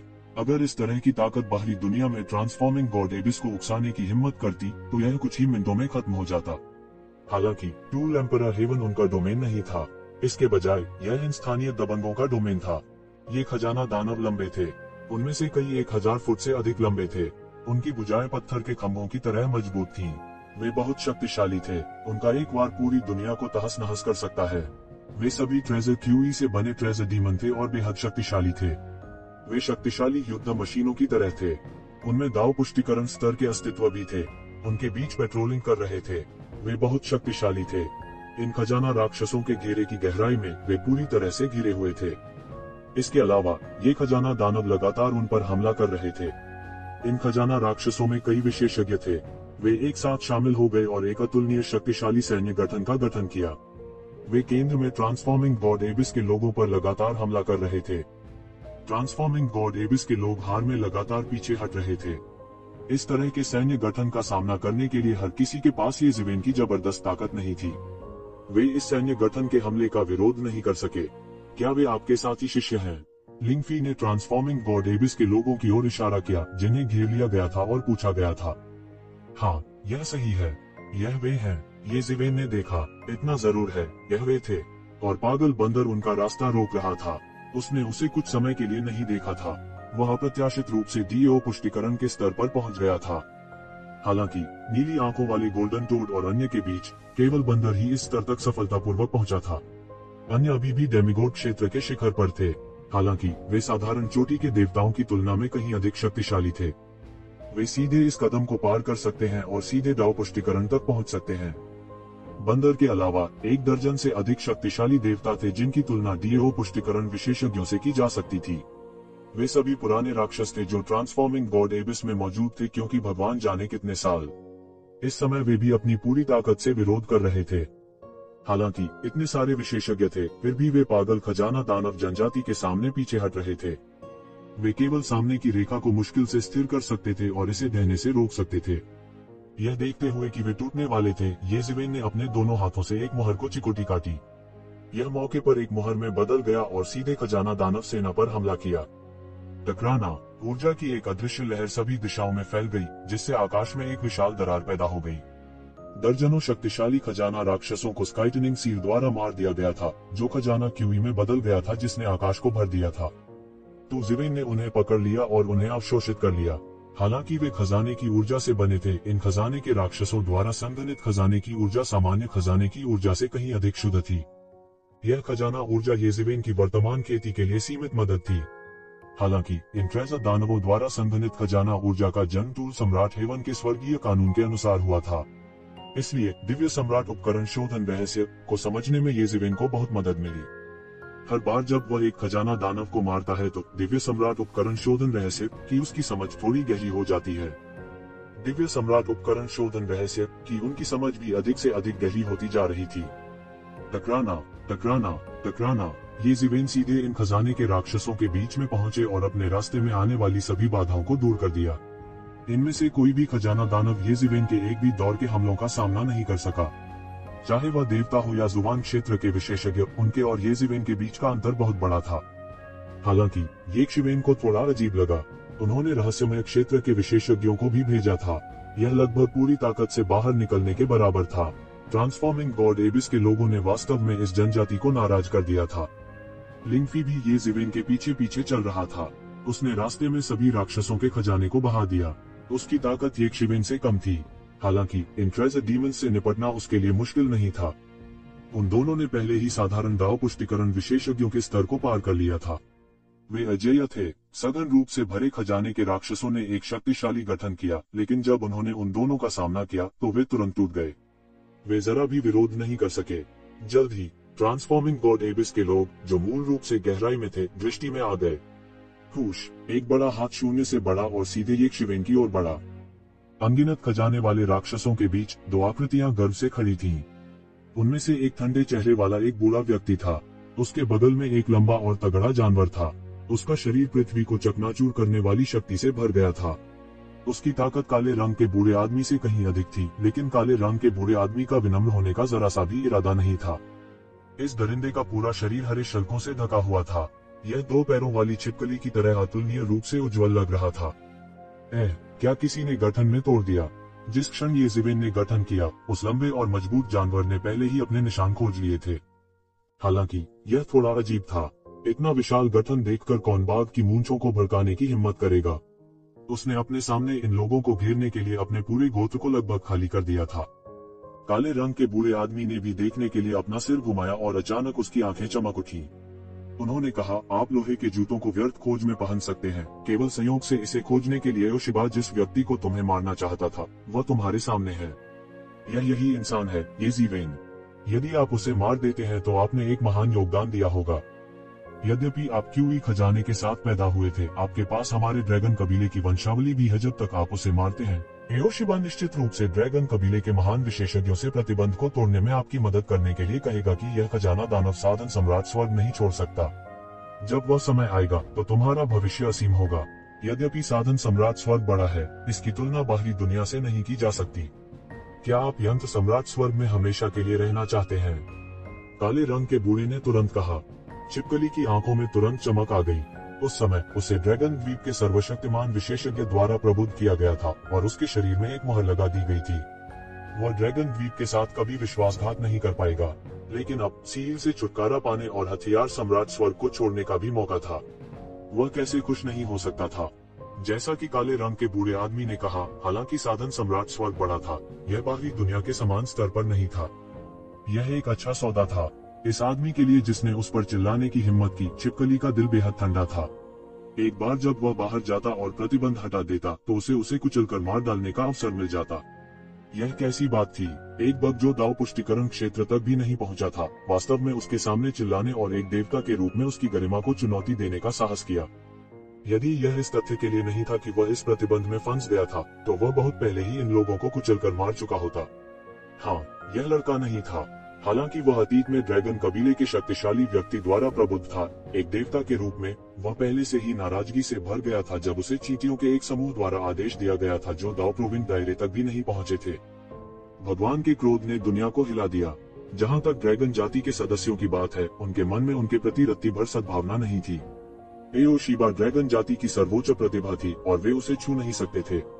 लेकिन ये चींटियां उनके लिए बिल्कुल भी मायने नहीं रखती थीं।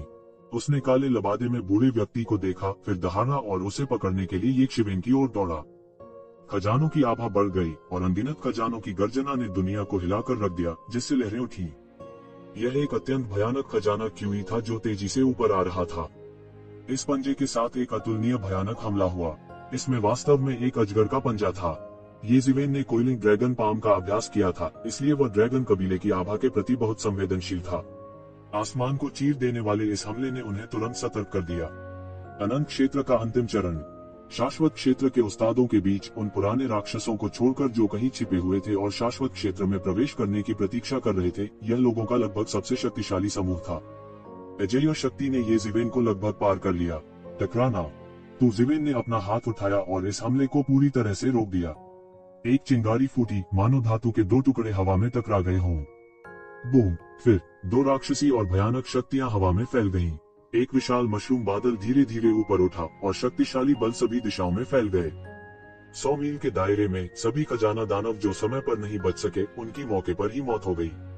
इन दो लोगों के बीच लड़ाई के बाद वे सीधे तौर पर मारे गए। यहाँ के आंदोलन ने स्वाभाविक रूप से देवत्व रसातल से घिरे लोगों का ध्यान आकर्षित किया। वह ये जिवेन है।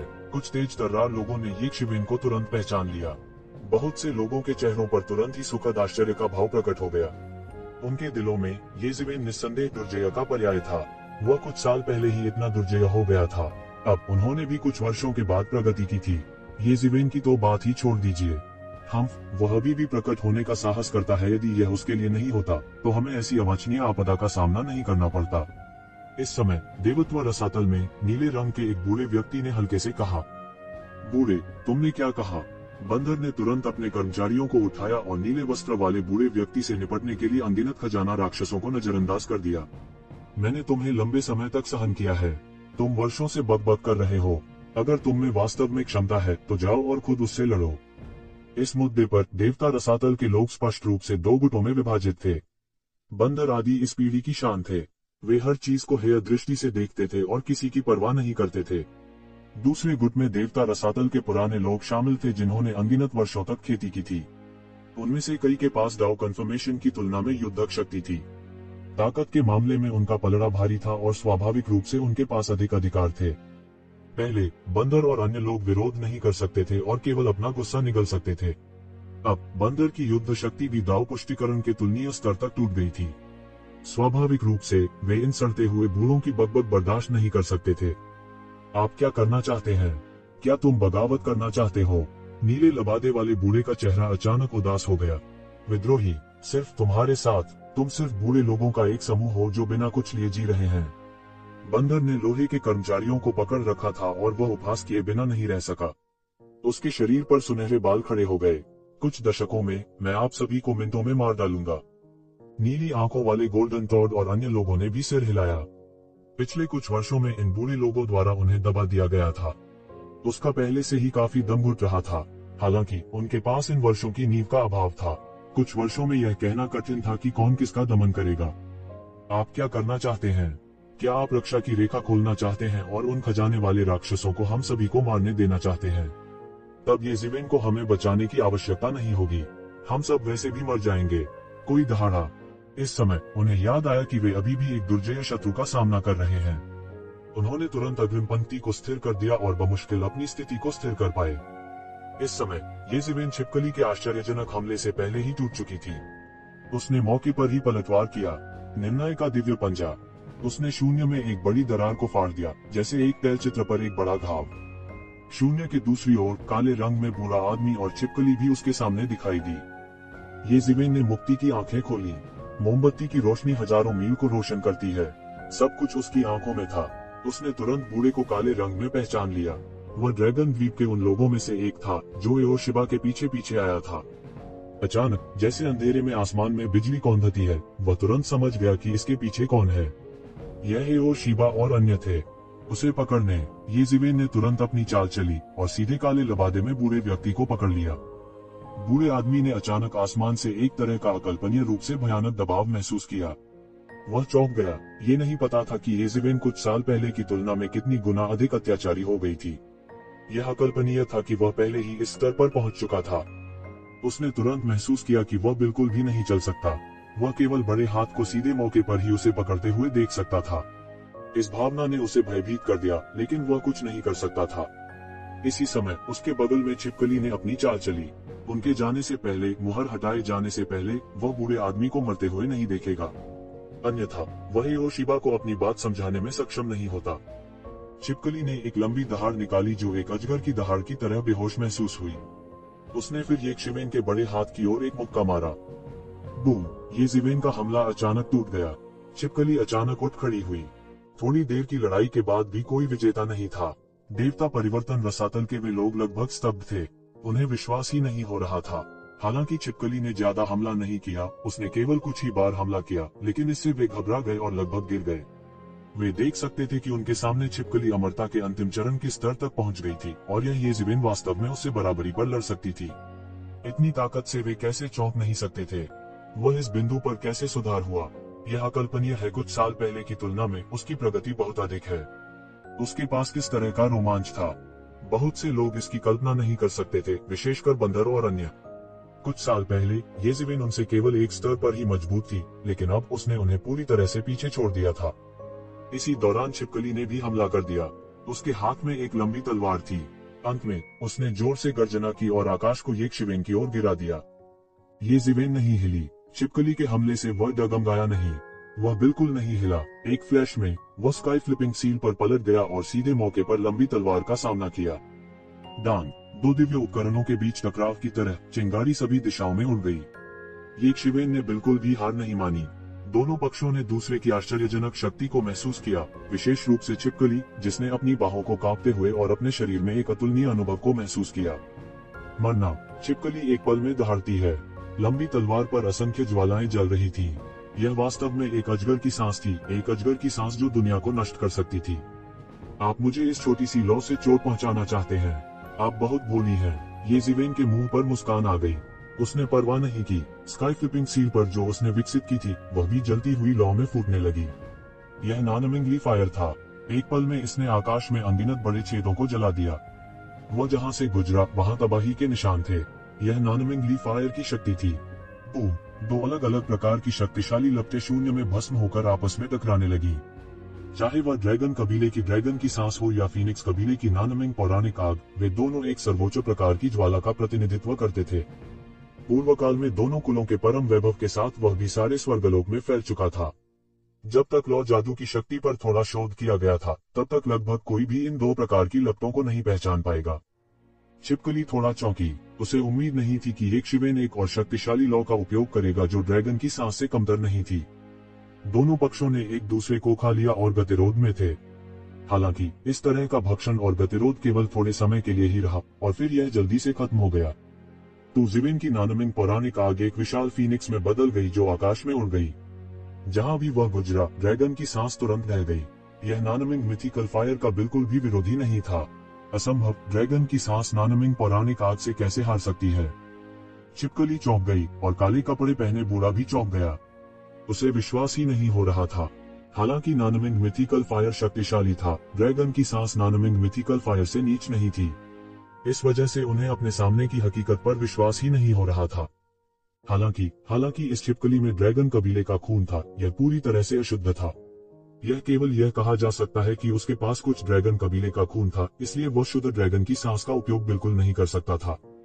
येज़ेबेल अलग थी। हालांकि वह फीनिक्स कबीले का सदस्य नहीं था, वास्तव में उसने जिस नॉन-अमिंग मिथिकल फायर का इस्तेमाल किया वह पूरी तरह से प्रामाणिक था। यहाँ तक फीनिक्स कबीले के लोगों को भी उसके सामने नुकसान उठाना पड़ा था और नॉन-अमिंग मिथिकल फायर से नुकसान उठाना पड़ा था। इस छिपकली को तो छोड़ ही दे। मरना। येज़ेबेल ने जीत का फायदा उठाया और सीधे हमला किया। उसने अपनी 5 उंगलियों को मुट्ठी में जकड़ लिया और सीधे मौके पर मानव दाव मुट्ठी को उड़ा दिया। मानव दाव की दुनिया बनाते हुए बढ़ती हुई लाल धूल लुढ़क गई। इस समय उन्होंने ह्यूमन दाव फिस्ट का अभ्यास एक अत्यंत गहन क्षेत्र में किया था, लगभग एक वास्तविक दुनिया की तरह। जब मुक्का फूटा तो लाल धूल की अंतहीन शक्ति पृथ्वी को चकनाचूर कर देने वाली रोशनी से जगमगा उठी, मानो दुनिया नष्ट हो गई हो। सारी शक्ति छिपकली के लंबे कृपाण पर फूट पड़ी। बूम! छिपकली के ब्लेड में वास्तव में एक दरार दिखाई दी थी। हालांकि यह केवल एक छोटी सी दरार थी, फिर भी इस तरह के युद्ध कौशल ने उपस्थित सभी लोगों को स्तब्ध कर दिया। केवल एक हमले के साथ वह एक गॉड आर्टिफैक्ट को क्रैक करने में कामयाब हो गया था। ऐसा युद्ध कौशल बहुत ही चौंकाने वाला था। इससे भी ज्यादा चौंकाने वाली बात यह थी कि वह वास्तव में नंगे हाथ थे, इस तरह के चौंकाने वाले प्रभाव को उत्पन्न करने के लिए पूरी तरह से अपनी मुट्ठी पर निर्भर थे। कल्पना करना कठिन था। ब्रह्मांड ढह गया और असीम शक्ति उल्टी हो गई, सितारों की नदी को चकनाचूर कर दिया और उसमें पकड़े गए सभी खजाने के राक्षसों को मार डाला। इन खजाना राक्षसों के जीवन या मृत्यु के बारे में किसी भी पक्ष ने परवाह नहीं की। लड़ाई पहले ही अपने चरमोत्कर्ष पर पहुंच चुकी थी।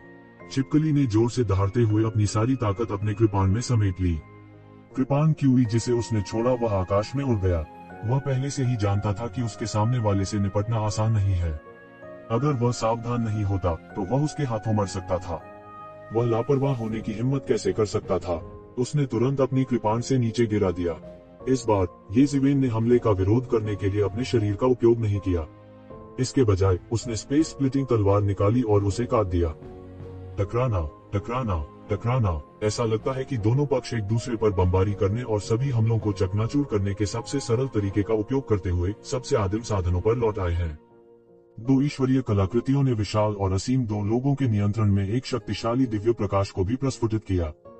यह एक शक्तिशाली टक्कर थी जिसने कई डाउ कन्फर्मिंग मास्टर्स को पीछे छोड़ दिया था। हजारों मील के दायरे में सब कुछ मर चुका था।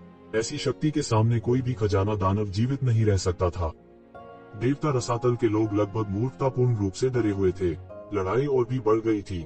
छिपकली ने अपने युद्ध कौशल को पूरी तरह से प्रकट कर दिया था, लेकिन वह यक्षिवेन के साथ कुछ नहीं कर सका। इसने देवत्व रसातल के लोगों को शर्मिंदा महसूस कराया। वे दोनों राक्षस थे। वे बिल्कुल भी सामान्य लोग नहीं थे, खासकर ये जिवेन। उसे गायब हुए कितना समय हो गया था। जैसे ही वह बाहर आया, वह पहले से ही अमृतत्व क्षेत्र के अंतिम चरण के एक मास्टर के खिलाफ लड़ने में सक्षम था। उसका किस प्रकार का आकस्मिक मिलन हुआ था। वह इतना शक्तिशाली कैसे हो सकता है। लेकिन बहुत से लोगों को विश्वास नहीं हुआ। इस दिन और उम्र में कोई अभेद्य दीवार नहीं थी। केवल एक चीज की कमी थी, वह थी समय।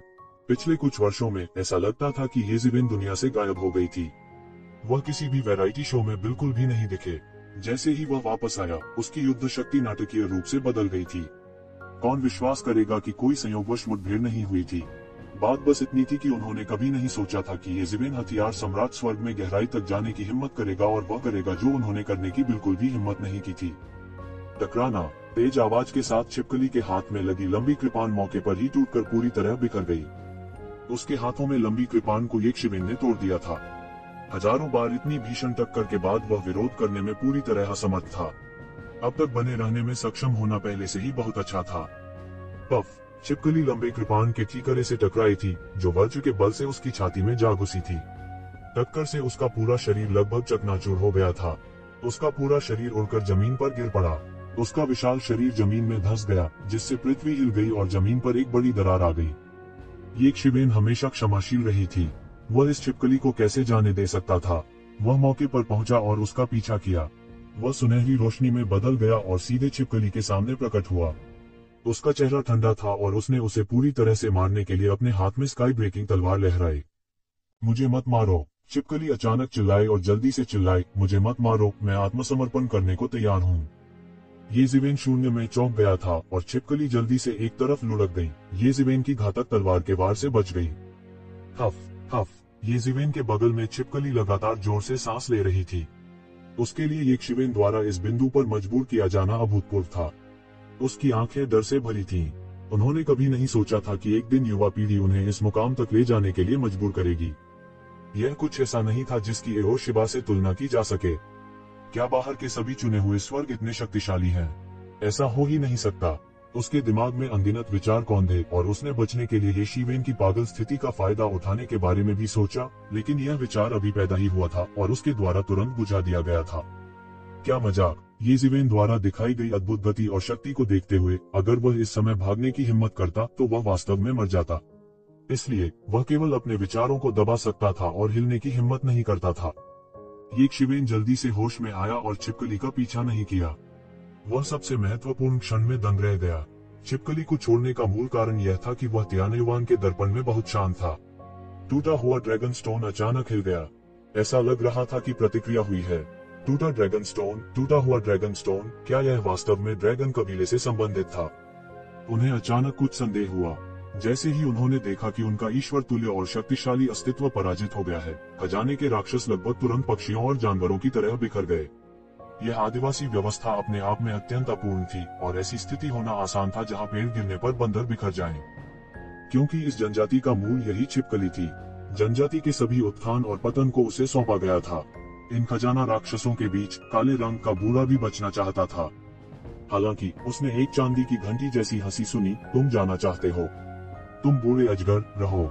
उसने देखा कि आकाश में एक छोटा सा सफेद हाथ हवा के खिलाफ उठ रहा है, शून्य में घुस रहा है और सीधे काले रंग में बूढ़े व्यक्ति के सामने को पकड़ रहा है। काले रंग का बूढ़ा आदमी अचानक चौंक गया क्योंकि उसने एक अत्यंत शक्तिशाली और भयानक जबरदस्ती महसूस की जो उसे घेरे हुए थी। उसे उम्मीद नहीं थी कि येशिवेन के अलावा कोई ऐसा अद्भुत अस्तित्व होगा। यह बिल्कुल अकल्पनीय था। येशिवेन का किस तरह का संयोग था। वह मदद नहीं कर सका, लेकिन उसके दिल में कड़वाहट आ गई। हालांकि वह नहीं जानता था कि उसकी खेती मूल रूप से लिंगफी की तुलना में बहुत कम थी। इसके अलावा लिंगफी ने अपने दाव की पुष्टि की थी और उसकी युद्ध शक्ति प्रारंभिक अमर क्षेत्र के शिखर के करीब थी। वह पहले ही मध्य अमरलोक की दहलीज को छू चुकी थी। देवता स्तर पर डीओ की पुष्टि के खिलाफ लड़ने का साधन बिना किसी लाभ के नहीं था। दाव की पुष्टि के बाद कोई भी जल्दी से टूट सकता है। काले रंग का बूढ़ा संघर्ष करना चाहता था, लेकिन वह मौके पर ही छोटे सफेद हाथ से पकड़ा गया। एक चीख के साथ वह सीधे अपने मूल शरीर में परिवर्तित हो गया। यह सफेद बालों और दाढ़ी वाला हरा बूढ़ा अजगर निकला। यह स्पष्ट था कि वह पहले ही उम्र बढ़ने के चरण में प्रवेश कर चुका था। बूढ़ा अजगर संघर्ष करता रहा, लिंगफी के हाथ से छूटने की कोशिश करता रहा। हालांकि पकड़ करीब और करीब आ रही थी और वह बिल्कुल भी नहीं बच सका। यह महिला कौन है? देवता परिवर्तन रसातल के लोग लगभग सुन्न थे। येशिवेन न केवल बेहद अत्याचारी थी, बल्कि जिस महिला को वह लाया था वह भी अप्रत्याशित रूप से इतनी शक्तिशाली थी। यह अकल्पनीय था। उसने पहले ही अपने दाव की पुष्टि कर दी है। बंदर ने अपनी आंखें चौड़ी कर ली।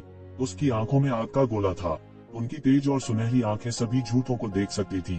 वह लिंगफी के शरीर से एक देवता की ताकत को स्पष्ट रूप से महसूस कर सकता था। सुनहरी धुंध का एक धब्बा था जिसे वह स्पष्ट नहीं देख सकता था। यह जीवन की आंतरिक गुणवत्ता में बदलाव था, जिससे उनके लिए अपनी तेज और सुनहरी आंखों से सब कुछ स्पष्ट रूप से देखना असंभव हो गया था। वह लिंगफी की उत्पत्ति को भी नहीं देख सका। क्या यह एक खजाना दानव है जिसे येशिवेन ने वश में कर लिया है? यह एकमात्र संभावना है। इस शस्त्र सम्राट स्वर्ग में हम जैसे बाहरी लोगों को प्रबल दमन सहना पड़ता है। हमारे डीओ की पुष्टि करना हमारे लिए बिल्कुल असंभव है। मुझे डर है कि यह महिला केवल भगवान हो सकती है। किसी ने ऐसा अनुमान लगाया था। यह नहीं कहा जा सकता था कि यह अनुचित था। हालांकि वे येशिवेन और लिंगफी की स्थिति नहीं जानते थे। बंदर ने फिर से येशिवेन को देखा। येशिवेन का शरीर भी सुनहरी धुंध के ढेर से घिरा हुआ था, जिसने उसे सभी तामसिक नजरों से पूरी तरह अलग कर दिया था। यहाँ तक उन्होंने एक शक्तिशाली दबाव को शून्य में कुचलते हुए महसूस किया। यह येशिवेन की स्वाभाविक प्रतिक्रिया थी। उनके चेहरे पर एक पूरी तरह से हैरान अभिव्यक्ति दिखाई दी। उसे नहीं पता था कि येशिवेन ने पहले ही अपने दाव की पुष्टि कर दी थी या नहीं। यह बंदर की युद्ध शक्ति और आत्मा थी। इसके अलावा इसमें फायर आइज की जन्मजात जादुई शक्ति थी। नीली आंखों वाला गोल्डन टोड और अन्य केवल कुछ अस्पष्ट सिलहूट देख सकते थे, भले ही उन्होंने अपनी जादुई आंखें खोली हों। वे येशिवेन और लिंगफी के आर पार नहीं देख सकते थे। क्या तमाशा चल रहा है? वे केवल एक चीज के बारे में सुनिश्चित हो सकते थे कि लिंगफी ने अपने ताव को साबित कर दिया था, लेकिन वे यह नहीं बता सकते थे कि येशिवेन ने अपने ताव को साबित किया था या नहीं। ऐसा लग रहा था कि उसने अपने ताव को सिद्ध कर दिया था, लेकिन ऐसा भी लग रहा था कि उसने अपने ताव को बिल्कुल भी सिद्ध नहीं किया था। इसने उन्हें बेहद भ्रमित कर दिया।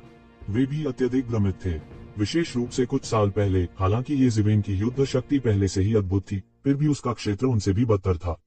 उनकी राय में जब तक वे एक कदम आगे थे और पहले दाव में प्रवेश किया, वे स्वाभाविक रूप से येशिवेन के साथ पकड़ने में सक्षम होंगे और यहाँ तक उससे मजबूत भी होंगे। पिछले कुछ सालों में उन्हें काफी फायदा भी हुआ था।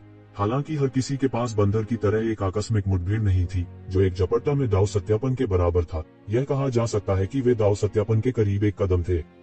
इस बार लौटने के बाद जब तक उनके पास एक करीबी खेती थी, तब तक डीएओ सत्यापन में प्रवेश करने की काफी संभावना थी। किसने सोचा होगा कि कुछ वर्षों के बाद येशिवेन पहले ही दाव सत्यापन में प्रवेश कर चुकी होगी। उनके लिए, जिन्होंने हमेशा येशिवेन को एक प्रतिद्वंद्वी के रूप में माना था और गुप्त रूप से एक दूसरे के साथ प्रतिस्पर्धा की थी, यह बस एक वज्रपात था। यह बिल्कुल अस्वीकार्य था। हालांकि अगर यह इस तथ्य के लिए नहीं था कि उसने अपने डीओ को सिद्ध कर दिया था, तो उसके बारे में सब कुछ इंगित करता था कि उसने पहले ही अपने डीओ को सिद्ध कर दिया था। फिर भी एक अवर्णनीय अजीब भावना थी। इस भावना ने उन्हें इतना उदास कर दिया कि वे खून की उल्टी करना चाहते थे। दूसरी तरफ येशिवेन स्वाभाविक रूप से नहीं जानती थी कि बंदर और अन्य कितने असहज थे। उसने अपने मन को शांत किया, छिपकली वाले की ओर देखा और बेहोशी से बोला, तुम अपना जीवन खरीदने के लिए क्या उपयोग करते हो? इस समय उसकी मारने की मंशा बहुत फीकी पड़ चुकी थी, लेकिन सामने वाले छिपकली वाले की हिम्मत नहीं थी कि वह लापरवाह और बेपरवाह हो। अब जबकि उसका जीवन और मृत्यु दूसरों के हाथों में था, वह अपने स्वयं के जीवन या मृत्यु को नियंत्रित नहीं कर सकता था। मैं, हिडन ड्रैगन, आत्मसमर्पण करने को तैयार हूँ। मैं हमेशा आपकी आज्ञा के अधीन रहूंगा और आपके लिए लड़ूंगा। छिपकली आदमी ने कहा, ड्रैगन कबीले के साथ आपका क्या संबंध है? येशिवेन ने बेहोश होकर पूछा। छिपे हुए ड्रैगन ने येशिवेन पर नजर डाली और कहा, जब मैं वापस बदल गया तो मुझे हथियार सम्राट स्वर्ग में छोड़े जाने वाले ड्रैगन कबीले के एक शक्तिशाली व्यक्ति द्वारा प्रबुद्ध किया गया। उसने मेरे शरीर में एक प्रतिबंध भी छोड़ दिया। इस बार यह था आशीर्वाद जिसने मुझे तुमसे निपटने के लिए मजबूर किया, वरना मैं तुमसे निपटने की हिम्मत नहीं कर पाता। येशिवेन अचानक समझ गई, तो ऐसा ही था। हिडन ड्रैगन द्वीप को धोखा देने की आपकी हिम्मत कैसे हुई? आप मर चुके हैं, आप वास्तव में मर चुके हैं। ड्रैगन द्वीप द्वारा आपके शरीर में एक प्रतिबंध छोड़ दिया गया है, बस एक विचार से तुम राख में बदल जाओगे। यहाँ तक तुम्हारी आदिम आत्मा भी नहीं बचेगी। इस समय पुराने अजगर की हिस्टेरिकल दहाड़ पक्ष से आई। उसे लग रहा था कि वह इस बार बच नहीं पाएगा। उसे अब किसी बात की परवाह नहीं थी और वह पूरी तरह पागल हो गया था। छिपे हुए ड्रैगन ने उतावलेपन से बोलने की हिम्मत नहीं की, लेकिन उसने पुराने अजगर को घृणा से देखा। यदि यह ड्रैगन द्वीप के इन शापित साथियों के लिए नहीं होता तो वह अभी भी अनगिनत वर्षों तक जनजाति का संरक्षक हो सकता था और जनजाति का राजा बन सकता था। उसे इतनी विनम्रता से नहीं पीटना पड़ता। आखिर इन सब की वजह क्या थी? क्या यह सब ड्रैगन द्वीप के कारण नहीं हुआ था? इस समय ड्रैगन द्वीप के बिजली घर के प्रति उसके मन में ज्ञानवर्धन के लिए जो आभार था वह पहले ही पूरी तरह से गायब हो गया था। हालांकि उसका रंग तुरंत घातक रूप से पीला हो गया। उसने अचानक सोचा कि ड्रैगन द्वीप के लोग उसे आसानी से मौत के घाट उतार सकते हैं, भले ही उसने येशिवेन के सामने आत्मसमर्पण कर दिया हो। हम्फ, निश्चिंत रहें। जब तक आप मेरे सामने समर्पण करते हैं, आपको ड्रैगन द्वीप के प्रतिबंध की परवाह नहीं करनी है। जैसे ही येशिवेन ने बात की, उसने सीधे एक हाथ से पकड़ लिया और छिपे हुए ड्रैगन के शरीर में दबोच लिया। उसने तुरंत छिपे हुए ड्रैगन के शरीर के मुख्य क्षेत्र में एक बड़ा प्रतिबंध देखा। यह प्रतिबंध वास्तव में एक विकास प्रकार था। जैसे जैसे हिडन ड्रैगन की ताकत मजबूत होती गई, यह प्रतिबंध उसकी आध्यात्मिक शक्ति को भी अवशोषित करेगा और मजबूत होता जाएगा। यह वाकई अद्भुत था। हालांकि येशिवेन ने इस प्रतिबंध को नहीं छुआ। उन्होंने इस प्रतिबंध को सील करने और इसे अलग करने के लिए केवल सील शब्द का इस्तेमाल किया। अब ड्रैगन द्वीप उसे दूर से नियंत्रित नहीं कर सकता था। पहले येशिवेन सील शब्द के सार को नहीं समझ सकते थे जो येशिवेन ने प्राप्त किया था। हालांकि जिस समय उन्होंने अपने दाव की पुष्टि की, उस समय सील शब्द की उनकी समझ सहित कई मार्शल आर्ट को उदात्त कर दिया गया था। यह पूरी तरह से अलग था। उन्होंने इस प्रतिबंध को आसानी से सील कर दिया। हिडन ड्रैगन ने तुरंत महसूस किया कि उसके शरीर में बाधा और प्रतिबंध का बंधन पूरी तरह से गायब हो गया था। वह मदद नहीं कर सका, लेकिन फूट पड़ा। वह कितने वर्षों से इस प्रतिबंध के अधीन रह रहा था। उसके पास शांति का दिन नहीं हो सकता था, यहाँ तक कि उसे चींटियों के एक समूह को अपनी आंखों में भी सुनना पड़ा। अब यह चिंता आखिरकार दूर हो गई। जिस व्यक्ति ने यह प्रतिबंध लगाया है वह बहुत शक्तिशाली है। मेरे पास फिलहाल इसे तोड़ने की क्षमता नहीं है। हालांकि यह प्रतिबंध मेरे द्वारा सील कर दिया गया है। यहाँ तक अगर मैं इसे नहीं तोड़ता तो भी यह आपको प्रभावित नहीं करेगा। आपको चिंता करने की जरूरत नहीं है। येशिवेन हिल गया था। चूंकि हिडन ड्रैगन आत्मसमर्पण करने के लिए तैयार था, इसलिए वह अपने अधीनस्थ के रूप में अमर स्तर के अंतिम चरण में एक और अद्वितीय गुरु प्राप्त कर सकता था। लाभ स्वाभाविक रूप से बिना कहे चले गए। आखिरकार किसी देवता को वश में करना आसान नहीं था। एक देवता के रूप में उनका अपना गौरव था। उनमें से ज्यादातर आत्मसमर्पण करने के बजाय युद्ध में मरना पसंद करेंगे। अगर ड्रैगन आइलैंड के प्रति हिडन ड्रैगन की नफरत नहीं होती जो येशिवेन के प्रति उसकी नफरत को पार कर जाती, तो उसने इतनी आसानी से आत्मसमर्पण नहीं किया होता। हालांकि येशिवेन ने तुरंत एक मुट्ठी ब्लड गॉड पकड़ा और उन्हें छिपे हुए ड्रैगन के शरीर में भेज दिया। हालांकि छिपे हुए ड्रैगन को ऐसा लगा जैसे वह भेड़िए के मुंह से निकलकर बाघ की मान में घुस गया हो। उसके पास अपना सिर नीचा करने के अलावा कोई विकल्प नहीं था। चाहे वह राजी हो या ना हो, वह केवल सहमत हो सकता था। तभी येशिवेन ने संतोष में सिर हिलाया। उन्हें परवाह नहीं थी कि हिडन ड्रैगन आश्वस्त था या नहीं। रक्त भगवान को भेजने के बाद हिडन ड्रैगन सिर्फ एक विचार के साथ मर जाएगा। उसका जीवन और मृत्यु उसके हाथों में थी। क्या उससे डरने की कोई जरूरत थी कि वह मुसीबत खड़ी कर दे? यहाँ आओ। येशिवेन ने उस पर नजर डाली और अपने बड़े हाथ से शून्य पर पंजा मारा। उसने सीधे पुराने अजगर को पकड़ लिया और तियानेवान के दर्पण में डाल दिया। ब्रोकन ड्रैगन स्टोन ने वास्तव में अभी अभी प्रतिक्रिया दी। किसी को पता होना चाहिए कि इससे कोई फर्क नहीं पड़ता कि उसने कितना त्याग किया, टूटा हुआ ड्रैगन स्टोन नहीं बदला। अगर वह नहीं जानता था कि यह हथियार सम्राट द्वारा छोड़ा गया था, तो वह लगभग सोचेगा कि यह सिर्फ एक साधारण दिव्य वस्तु थी। वह देखना चाहता था कि इसका ड्रैगन कबीले से क्या लेना देना है। वह इस पुराने अजगर का प्रयोग करके देखना चाहता था। पुराने अजगर को पकड़ लिया गया और तियानेवान मिर की जगह में डाल दिया गया। फिर कुछ चौंकाने वाला हुआ। जैसे ही पुराने ड्रैगन ने त्यानयुवान मिरर में प्रवेश किया, टूटा हुआ ड्रैगन स्टोन जो अनुत्तरदायी था अचानक एक अद्भुत प्रकाश के साथ फट गया। एक शक्तिशाली ऊर्जा ने पुराने अजगर को यक्षवेन के सामने बहाकर निगल लिया। जैसे ही यक्षवेन को पता नहीं चला कि क्या हुआ, एक और शक्तिशाली आभा फूट पड़ी। फिर एक विशाल ऊर्जा गेंद जो अतुलनीय रूप से विशाल गहनची में लिपटी हुई थी, यक्षवेन के सामने उड़ी। यक्षवेन अपने चेहरे के सदमे को दबा नहीं पा रही थी। इस ऊर्जा गेंद में स्पष्ट रूप से उस बूढ़े अजगर की सारी शक्ति और गहन की हुई समाहित थी। उसने इसे पकड़ लिया और इस ऊर्जा गेंद ने बिना किसी कठिनाई के इसे अवशोषित कर लिया। टूटा dragon stone. Broken dragon stone का वास्तविक कार्य वास्तव में यही था। यह वास्तव में ड्रैगन कबीले को परिष्कृत कर सकता है। वास्तविक कार्य वास्तव में यह था। वह कल्पना कर सकता था कि यह खबर फैलते ही कितना बड़ा हंगामा होगा। स्वाभाविक रूप से ड्रैगन द्वीप की ताकत का जिक्र करने की जरूरत नहीं थी। अनगिनत उस्ताद और बिजलीघर थे। वास्तव में कोई था जिसने विशेष रूप से ड्रैगन कबीले को लक्षित करने वाले जादू उपकरण को परिष्कृत करने का साहस किया था। इसके अलावा कुंजी एक ऐसा भयावह हथियार था। एक बार जब यह खबर फैल गई, तो ड्रैगन कबीले निश्चित रूप से उन्हें मौत के घाट उतार देंगे। भाग्यशाली होने का बिल्कुल कोई मौका नहीं था। भले ही वे दुनिया के छोर तक चले जाएं, वे बच नहीं पाएंगे। ब्रोकन ड्रैगन स्टोन कोई आश्चर्य नहीं था कि इसे ब्रोकन ड्रैगन स्टोन कहा जाता था। ड्रैगन कबीले के लिए यह एक महान हथियार से अलग नहीं था जो ड्रैगन कबीले को नियंत्रित करने में विशिष्ट था। हालांकि डिवाइस सम्राट ने ऐसा जादू उपकरण क्यों छोड़ा? यहाँ तक अगर उपकरण सम्राट स्वर्ग अतुलनीय रूप से शक्तिशाली था, तो उनके लिए ड्रैगन द्वीप जैसे एक विशाल के साथ पूरी तरह से गिरना असंभव था। इसके पीछे क्या रहस्य था?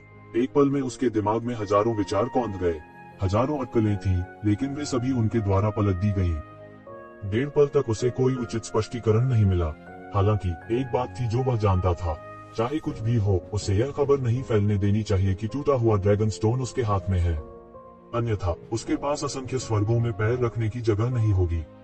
यहाँ तक कि देवता परिवर्तन रसातल भी उसकी रक्षा करने में सक्षम नहीं होगा। हालांकि उनके लिए ब्रोकन ड्रैगन स्टोन को छोड़ना असंभव था। उसके मुंह में पहले से ही जमे हुए मोटे मांस को थूकने का कोई कारण नहीं था। हो सकता है कि यह टूटा हुआ ड्रैगन स्टोन भविष्य में काम आए। उसने त्यानयुवान दर्पण से अपने दिव्य विचारों को वापस ले लिया। उसके बगल में यिंगलॉन पहले से ही सम्मानपूर्वक किनारे पर खड़ा था, जरा सा भी अनादर दिखाने की हिम्मत नहीं कर रहा था। यीजिवेन ने अपने विचार रखे और देवता परिवर्तन रसातल से सीधे लोगों के सामने उड़ गए। उसने एक नजर देखा कि कई हताहत हुए थे। कुछ लोग जिन्हें यक्षवेन ने पहले देखा था, वे कहीं नजर नहीं आ रहे थे। उनमें से ज्यादातर की मौत हो गई थी। हालांकि कोई दूसरा रास्ता नहीं था। यह संभव ही नहीं था कि कोई जनहानि न हो। यीजिवेन, तुम्हारी वापस आने की हिम्मत कैसे हुई? नीले रंग में बूढ़ा आदमी आगे बढ़ा और जोर से फटकारा। तुम्हारी हिम्मत कैसे हुई? यिंगलॉन्ग तुरंत गुस्से में आ गया। हालांकि यह विषय के लिए अपमानित होना स्वैच्छिक नहीं था, लेकिन उसने पहले ही अपना रवैया पूरी तरह से समायोजित कर लिया था, क्योंकि यह पहले ही आ चुका था। यीजिवेन आगे बढ़ी और धीरे से बोली, क्या बात है? मैं वापस आने की हिम्मत क्यों नहीं करूंगी? यदि यह आपके लिए नहीं था, तो इतने सारे हताहत कैसे हो सकते थे? मेरे लौटने के बाद मैं निश्चित रूप से आपको ज्वाला भगवान को रिपोर्ट करूंगा। यदि आपने ड्रैगन द्वीप और स्वर्ग छुपाने वाले संप्रदाय का अपमान नहीं किया, तो हम नहीं करेंगे। इतना भारी नुकसान उठाना पड़ा है। नीले रंग के बूढ़े ने आगे बढ़कर फटकार लगाई। यीजिवेन के चेहरे पर गुस्सा दिखाई दिया और उसकी आंखों में एक तेज रोशनी चमक उठी। हालांकि उन्होंने तुरंत कुछ सोचा और अपने गुस्से को दबा दिया। उन्होंने केवल इतना कहा, क्या मुझे मत बताओ कि तुम मुझे ड्रैगन द्वीप और श्राउड इन हेवन संप्रदाय देखना चाहते हो? मेरे देवता परिवर्तन रसातल को अपमानित करते हो? क्या यह वही चीज है? उद्धरण चिन्ह। बिल्कुल नहीं। नीले रंग के बूढ़े आदमी को अचानक एहसास हुआ कि उसकी बातों में कोई कमी है। आपको फूलदार शब्दों का उपयोग करने की आवश्यकता नहीं है। आज जो हुआ उसकी जिम्मेदारी से आप बच नहीं सकते। यीजिवेन अचानक मुस्कुरा दी। उसे अचानक एहसास हुआ कि मरने वाले लोगों के समूह से बात करने की कोई जरूरत नहीं है। वे कब्र में हड्डियों का समूह मात्र थे। वे हजारों वर्षों और यहाँ तक कि हजारों वर्षों तक अपने दाव को साबित करने के लिए बिना किसी तरीके के जीवित रहे थे, क्योंकि उन्होंने आगे बढ़ने के लिए अपनी आत्मा और दिल खो दिया था। यदि उन्हें दाव प्राप्त करने की अनुमति दी गई, तो यह वास्तव में अंधा होना स्वर्ग होगा। बकवास बंद करो और मुझे वह बदबूदार चेहरा मत दो। तुम्हारे पास मुझे नियंत्रित करने की योग्यता नहीं है। तुम अभी भी इससे बहुत दूर हो। यीजिवेन ने धीरे से कहा, इस बार मैं यह पूछने के लिए वापस आई कि क्या कोई मेरे साथ जाना चाहता है। उसने पहले से ही अपना मन बना लिया था कि यदि उसने प्राप्त जानकारी को प्रकट नहीं किया, तो ये लोग शायद उसके प्रति द्वेष से भरे हुए थे। पहले जब ड्रैगन द्वीप और श्राउडिंग हेवन संप्रदाय के लोगों द्वारा उसका पीछा किया जा रहा था, तो वह कुछ कहने के लिए बाहर नहीं आया। उसे डर था कि इसका इन पुराने साथियों से कुछ लेना देना है। अगर ऐसा होता तो उनके जीवन और मृत्यु का उससे कोई लेना देना नहीं था। देवता परिवर्तन रसातल के लोग एक पल के लिए चुप हो गए। ऐसा लग रहा था कि वे यक्षिवेन का अनुसरण करने के फायदे और नुकसान के बारे में सोच रहे थे। यक्षिवेन, आप क्या करना चाहते हैं? क्या आप हमारी टीम को विभाजित करना चाहते हैं? क्या आप नहीं जानते कि देवता परिवर्तन रसातल में अगर हम एकजुट नहीं होते हैं तो देर सबेर हम दूसरों से हार जाएंगे। नीले लबादे वाले बूढ़े ने अचानक गुस्से से कहा। यक्षिवेन के शब्द निश्चित रूप से लोगों के एक समूह को विभाजित कर देंगे। उनके लिए यह स्वाभाविक रूप से नुकसानदेह था। चुप रहो, तुम मुझसे इस बारे में बात करने के योग्य नहीं हो। जब ड्रैगन आइलैंड और कवरिंग हेवन सेक्ट मुझे मारना चाहते थे तो मैंने तुम्हें मेरे लिए खड़े होते नहीं देखा। मैं इस मामले में तुमसे बहस नहीं करना चाहता। यदि आप फिर से बकवास करते हैं तो मुझे असभ्य होने का दोष न दें। वैसे भी टूल एम्परर हेवन में किसी के मरने से क्या फर्क पड़ता है? यक्षिवेन ने ठंडेपन से कहा। तुम, नीले लबादे वाला बूढ़ा घबराया हुआ और चिढ़ गया था। हालांकि वो वास्तव में यक्षिवेन से डरा हुआ था। उसने देखा था कि यह आदमी अभी कितना क्रूर था। इतना बड़ा खजाना दानव जनजाति उसने अकेले ही नष्ट कर दिया था। इस तरह की लड़ाई का कौशल बस भयावह था। यह कुछ ऐसा था जिसके बारे में कभी नहीं सुना गया था। यक्षिवेन ने अपनी आंखें सिकोड़ ली और उसकी ओर देखा। यक्षिवेन ने इस मामले से खिलवाड़ करने की योजना नहीं बनाई थी। यदि वह बाहर भी जाता तो हिसाब चुकता करने के लिए उन्हें ढूंढता। उनका पिछला व्यवहार साथी शिष्यों की मित्रता की पूरी तरह से अवहेलना करना था, लेकिन अब इससे कोई फर्क नहीं पड़ता था। मृत लोगों के समूह की परवाह कौन करेगा? मैं आपके साथ जाऊंगा। मेरे पास ये लोग बहुत हो गए हैं। बंदर सबसे पहले जवाब देने वाला था। वह हाथ में लोहे की छड़ के साथ यक्षिवेन के पास खड़ा था। वह यक्षिवेन का कट्टर समर्थक था। उसके बाद नीली आंखों वाले गोल्डन टॉड और अन्य लोगों ने भी एक के बाद एक यक्षिवेन को चुना, मुख्यतः क्योंकि वे इस वर्ष के युवा स्वामी थे। वे स्पष्ट रूप से समझ गए थे कि यक्षिवेन का अनुसरण करना अधिक सुरक्षित होगा। यक्षिवेन की ताकत उस भयानक छिपे हुए ड्रैगन और लिंगफी के अलावा थी जिसकी ताकत अज्ञात थी। इसलिए यह पुराने लोगों के समूह का अनुसरण करने से कहीं अधिक सुरक्षित होगा। हालांकि यह उन पुरानी प्राचीन वस्तुओं के लिए अलग था। उनमें से कुछ संघर्ष भी कर रहे थे। यक्षिवेन का अनुसरण करने के लाभ स्पष्ट थे, खासतौर पर तब जब उन्हें ट्रेजर डेमन ट्राइब ने घेर लिया था। इसने उन्हें गहराई से अवगत कराया था कि टूल सम्राट हेवन कितना खतरनाक था। उनका नेतृत्व करने के लिए एक अत्याचारी विशेषज्ञ के बिना खतरे कई गुना बढ़ जाएंगे। कोई आश्चर्य नहीं कि यहाँ आने से पहले देवता परिवर्तन रसातल के उच्च अधिकारी को उन्हें एकजुट करना पड़ा। अन्यथा वे एक एक करके हार गए होते और अब तक सभी मारे जा चुके होते। हर कोई यक्षिवेन जैसा नहीं हो सकता था, जिसका कुछ वर्षों तक पीछा किया गया था और वह एक सख्त रूप के साथ दिखाई दिया। ड्रैगन द्वीप के काले कपड़े वाले बूढ़े व्यक्ति को यक्षिवेन ने मार डाला। अंत में दो पुरानी प्राचीन वस्तुओं ने यक्षिवेन का अनुसरण करना चुना। हालांकि वे डेमिगोड दायरे के चरम पर थे। उनकी युद्ध क्षमता डाउ पुष्टिकरण स्तर तक नहीं टूटी थी, इसलिए वे उस स्तर के थे कि बहुत से लोगों ने उन पर ध्यान नहीं दिया। उपकरण सम्राट स्वर्ग में ऐसी युद्ध शक्ति कमजोर नहीं थी। हालांकि यह एक अशांत स्थिति में कुछ भी नहीं था, इसलिए उन्हें एक मजबूत नेता का चुनाव करना पड़ा। इन दो पुरानी प्राचीन वस्तुओं के आने से यक्षिवेन को थोड़ा अजीब लगा। जहां तक कपड़े पहने बूढ़े आदमी की बात है तो वह और भी अधिक क्रोधित था। उनकी राय में यह विश्वासघात के बराबर था। उस मामले में चलो चलते हैं। जहां तक तुम लोगों की बात है तुम अपना बचाव कर सकते हो। यक्षिवेन ने इस वाक्य को एक छिपे हुए अर्थ के साथ कहा। ये पुरानी प्राचीन वस्तुएं लगभग मौत के मुंह में समा गई थीं। अपने आप को संभालो से उसका क्या मतलब था? अपनी ताकत से जब तक उन्होंने अभी स्थिति का सामना नहीं किया तब तक उन्हें सर्वनाश होने की चिंता नहीं करनी पड़ी। अधिक से अधिक नुकसान थोड़ा अधिक होगा। कुछ लोग बहुत उलझे हुए और उदास भी थे। हालांकि अपनी स्थिति व्यक्त नहीं करने के उनके मूल रवैये ने पहले ही यक्षिवेन का मुंह बंद कर दिया था। इसलिए वे वास्तव में अपने अभिमान को कम नहीं कर सकते थे और विनम्रतापूर्वक ऐसे कनिष्ठ से भीख मांगते थे। इसलिए वे केवल बेबसी से उस दिशा को देख सकते थे जिस दिशा में यक्षिवेन निकली थी। उन्होंने घृणा में अपने दांत पीस लिए। यक्षिवेन रुक गया जब वह सैकड़ों हजारों मील दूर था। लोगों के इस समूह ने उसे देखा। इस समय उन्होंने पूरी तरह से उनकी आज्ञा का पालन किया। यक्षिवेन ने कहा, आपकी पसंद भविष्य में एक अच्छा विकल्प साबित होगी। हालांकि यह भविष्य की बात है।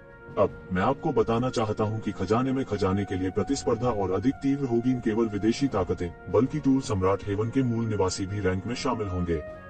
क्या वो आदिवासी भी शामिल होंगे? हम क्या कर सकते हैं? बहुत से लोग अचानक घबरा गए। ऐसा नहीं था कि उनकी ताकत काफी नहीं थी, लेकिन उपकरण सम्राट स्वर्ग में बहुत अधिक अत्याचारी अस्तित्व थे। एक बार वे शामिल हो गए तो उनके पास खजाने का हिस्सा नहीं होगा। हालांकि केवल सौभाग्य की बात यह है कि आदिवासियों के बीच शीर्ष विशेषज्ञ इस बार खजाने की प्रतियोगिता में शामिल नहीं होंगे। मुख्य रूप से केवल इस स्तर के लोग ही इसमें शामिल होंगे, ये ज़िवेन ने कहा।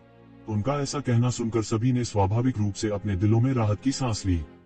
हालांकि उन्हें यह नहीं पता था कि उन्हें खबर कहां से मिली। यह स्पष्ट था कि वह उनका मजाक नहीं उड़ाएगा। आखिर ऐसा करने की जरूरत ही नहीं पड़ी। जो लोग नहीं आते हैं वे केवल खुद को दोष देते हैं। जब खजाने को थूकना शुरू करते हैं तो आप कुछ छीनने के अवसर की प्रतीक्षा कर सकते हैं। हालांकि लालची मत बनो। जब खजाने को लगभग बाहर निकाल रहे हो तो छोड़ दें तुरंत। आप जितना आगे बढ़ेंगे उतना अच्छा होगा। जल्दी से टूर सम्राट हेवन की खामियों से बचो, येशिवेन ने धीरे से कहा। क्या ऐसा हो सकता है कि कुछ होने वाला है? बंदर ने उत्सुकता से पता लगा लिया कि येशिवेन ने एस्केप शब्द का इस्तेमाल किया है। यदि यह दैवीय वस्तुओं के लिए केवल एक सामान्य प्रतियोगिता थी तो यह उनके लिए अपनी ताकत से खुद को बचाने के लिए पर्याप्त से अधिक थी। लेकिन अब उन्होंने वास्तव में पलायन शब्द का प्रयोग किया। शायद कोई बड़ा बदलाव आया हो। दूसरे मूर्ख नहीं थे। उन्होंने लगभग तुरंत प्रतिक्रिया दी और स्पष्ट रूप से कुछ महसूस किया। शायद येशिवेन को कोई बेहद प्रतिकूल खबर मिली थी, इसलिए वह उन्हें सूचित करने के लिए जल्दबाजी में पहुंचे थे। लेकिन किसने सोचा होगा कि वे प्राचीन वस्तुएं इसकी सराहना नहीं करेंगी।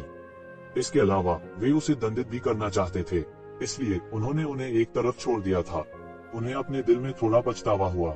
हालांकि शुरुआत में उन पुरानी प्राचीन वस्तुओं का दबाव था, लेकिन वे वास्तव में येशिवेन का समर्थन करने के लिए खड़े नहीं हुए। अब येशिवेन ने उन्हें खतरे से बाहर निकाला था। यह उनकी जान बचाने के बराबर था। समाचार की प्रामाणिकता के लिए उन्हें इस पर विचार करने की आवश्यकता नहीं थी। यह नकली नहीं हो सकता क्योंकि इसका कोई कारण नहीं था। उनका दिल येशिवेन के लिए कृतज्ञता से भरा हुआ था। हालांकि उन्होंने कहा कि येशिवेन अहंकारी और निरंकुश थी। यह एक नजर में स्पष्ट था कि महत्वपूर्ण क्षण में किस पर भरोसा किया जा सकता है। साथ ही आपदा से बचने की थोड़ी खुशी भी मिली। साथ ही वे उन पुरानी प्राचीन वस्तुओं के लिए भी दया से भरे हुए थे जिन्होंने रहना चुना था। उन्होंने व्यक्तिगत रूप से जीने के अवसर से इनकार कर दिया था। कोई आश्चर्य नहीं कि येशिवेन ने कहा था कि वे इसे अपने ऊपर लाए थे। वे अपनी तबाही खुद लाए थे। यहाँ तक कि जिन दो वृद्ध लोगों ने अनुसरण किया था वे भी कोई अपवाद नहीं थे। उन्होंने अनुसरण करना चुना क्योंकि दूसरों के साथ उनके संबंध औसत थे। उनका बहिष्कार भी किया गया था। अन्यथा उन्होंने पुरानी प्राचीन वस्तुओं को छोड़कर येशिवेन के पीछे चलने का विकल्प नहीं चुना होता। इस समय वे एक आपदा से बचने पर खुशी से भर गए। उनके दिलों में येशिवेन के लिए और भी अधिक श्रद्धा थी। उधार के चाकू से उसकी हत्या बड़ी खूबसूरती से की गई थी। हालांकि उन्होंने इसे स्वयं नहीं किया, लेकिन यह स्वयं करने से कहीं अधिक भयावह था। वह वास्तव में एक शातिर और निर्दयी व्यक्ति था जिसने बड़ी चीजों को हासिल करने के लिए निर्णायक रूप से हत्या कर दी। सभी को स्पष्ट रूप से कुछ एहसास हुआ। जितना अधिक उन्होंने इसके बारे में सोचा उतनी ही अधिक संभावनाएं उनके मन में उभरी। क्या ऐसा हो सकता है कि उपकरण सम्राट हेवन के मूल निवासी उस समझौते का उल्लंघन करने की योजना बना रहे थे जो अनगिनत वर्षों से स्थापित किया गया था?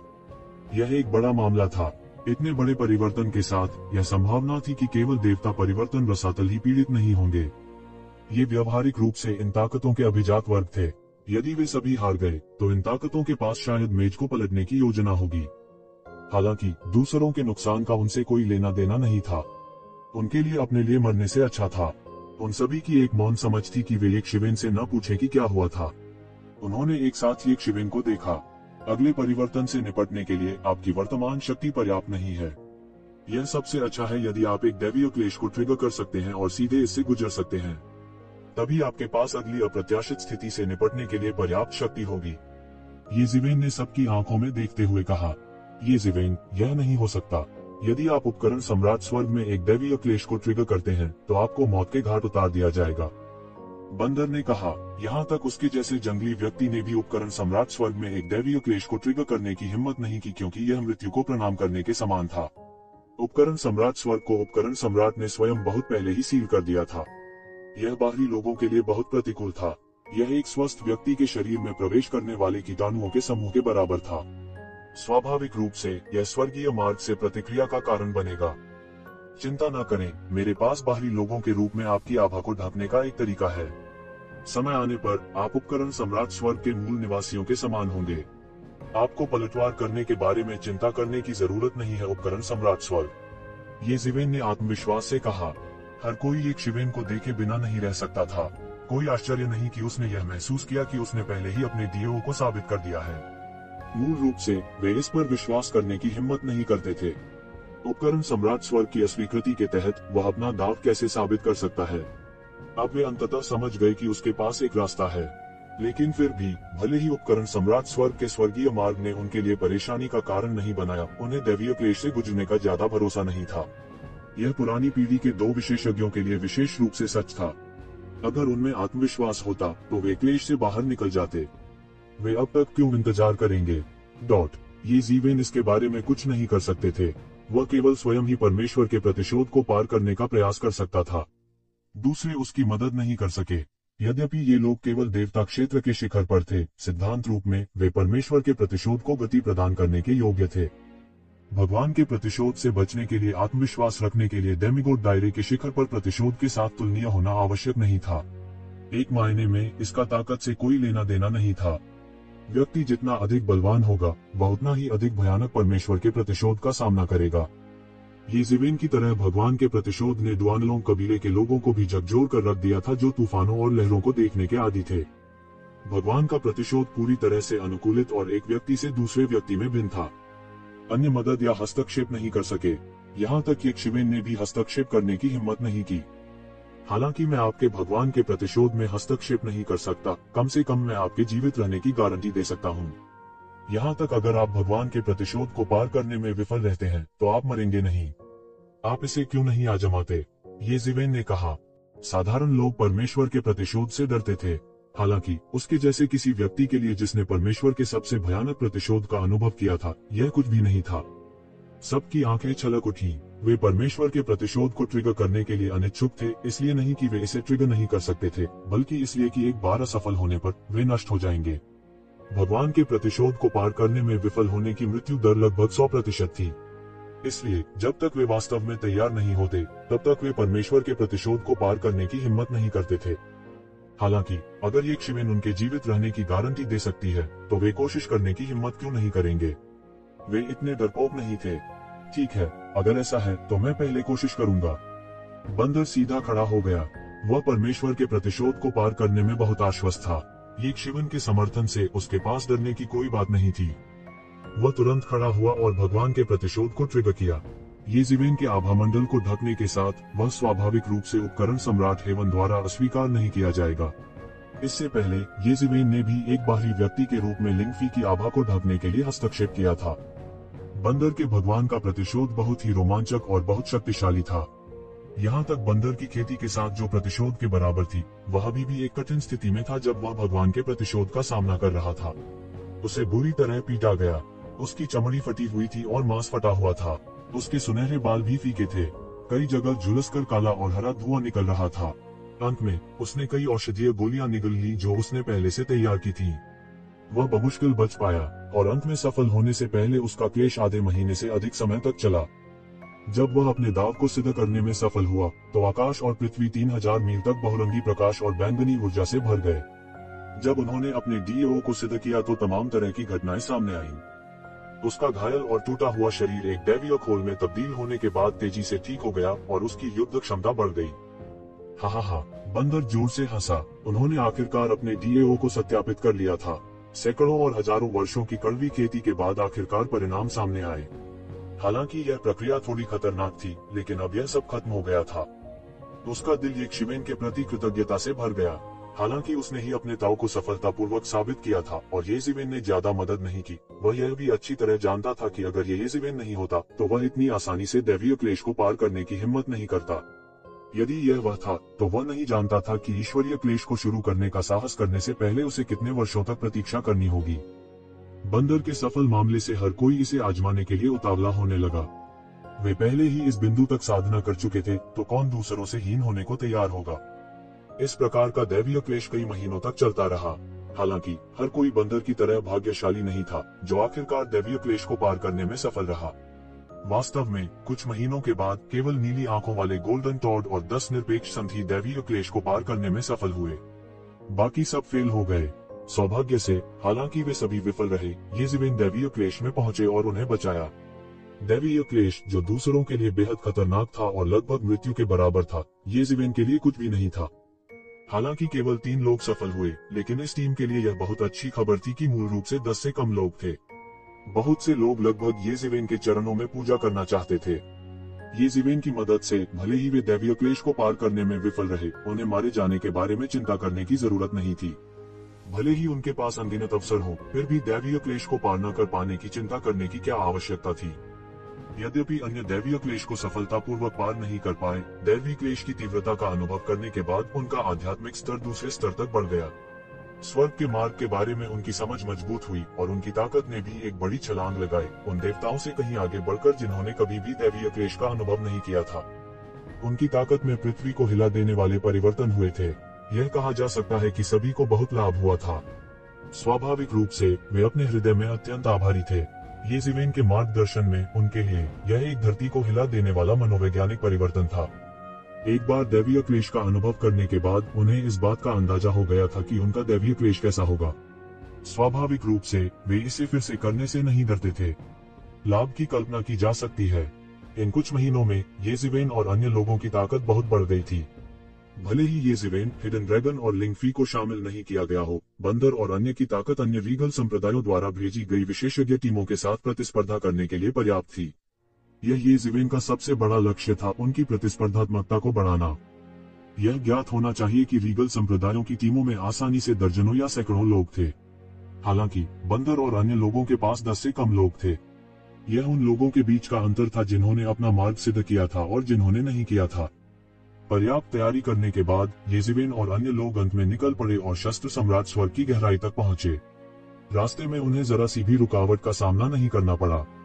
केवल येज़ेवेन ही जानते थे कि यह हथियार सम्राट हेवन की प्रमुख ताकतों के बीच एक मौन समझ थी। उन्होंने दरवाजा बंद करने और कुत्तों को पीटने और उन सभी को एक झटके में पकड़ने की योजना बनाई। कुछ ही दूरी पर एक अतुलनीय विशाल खजाना घर था।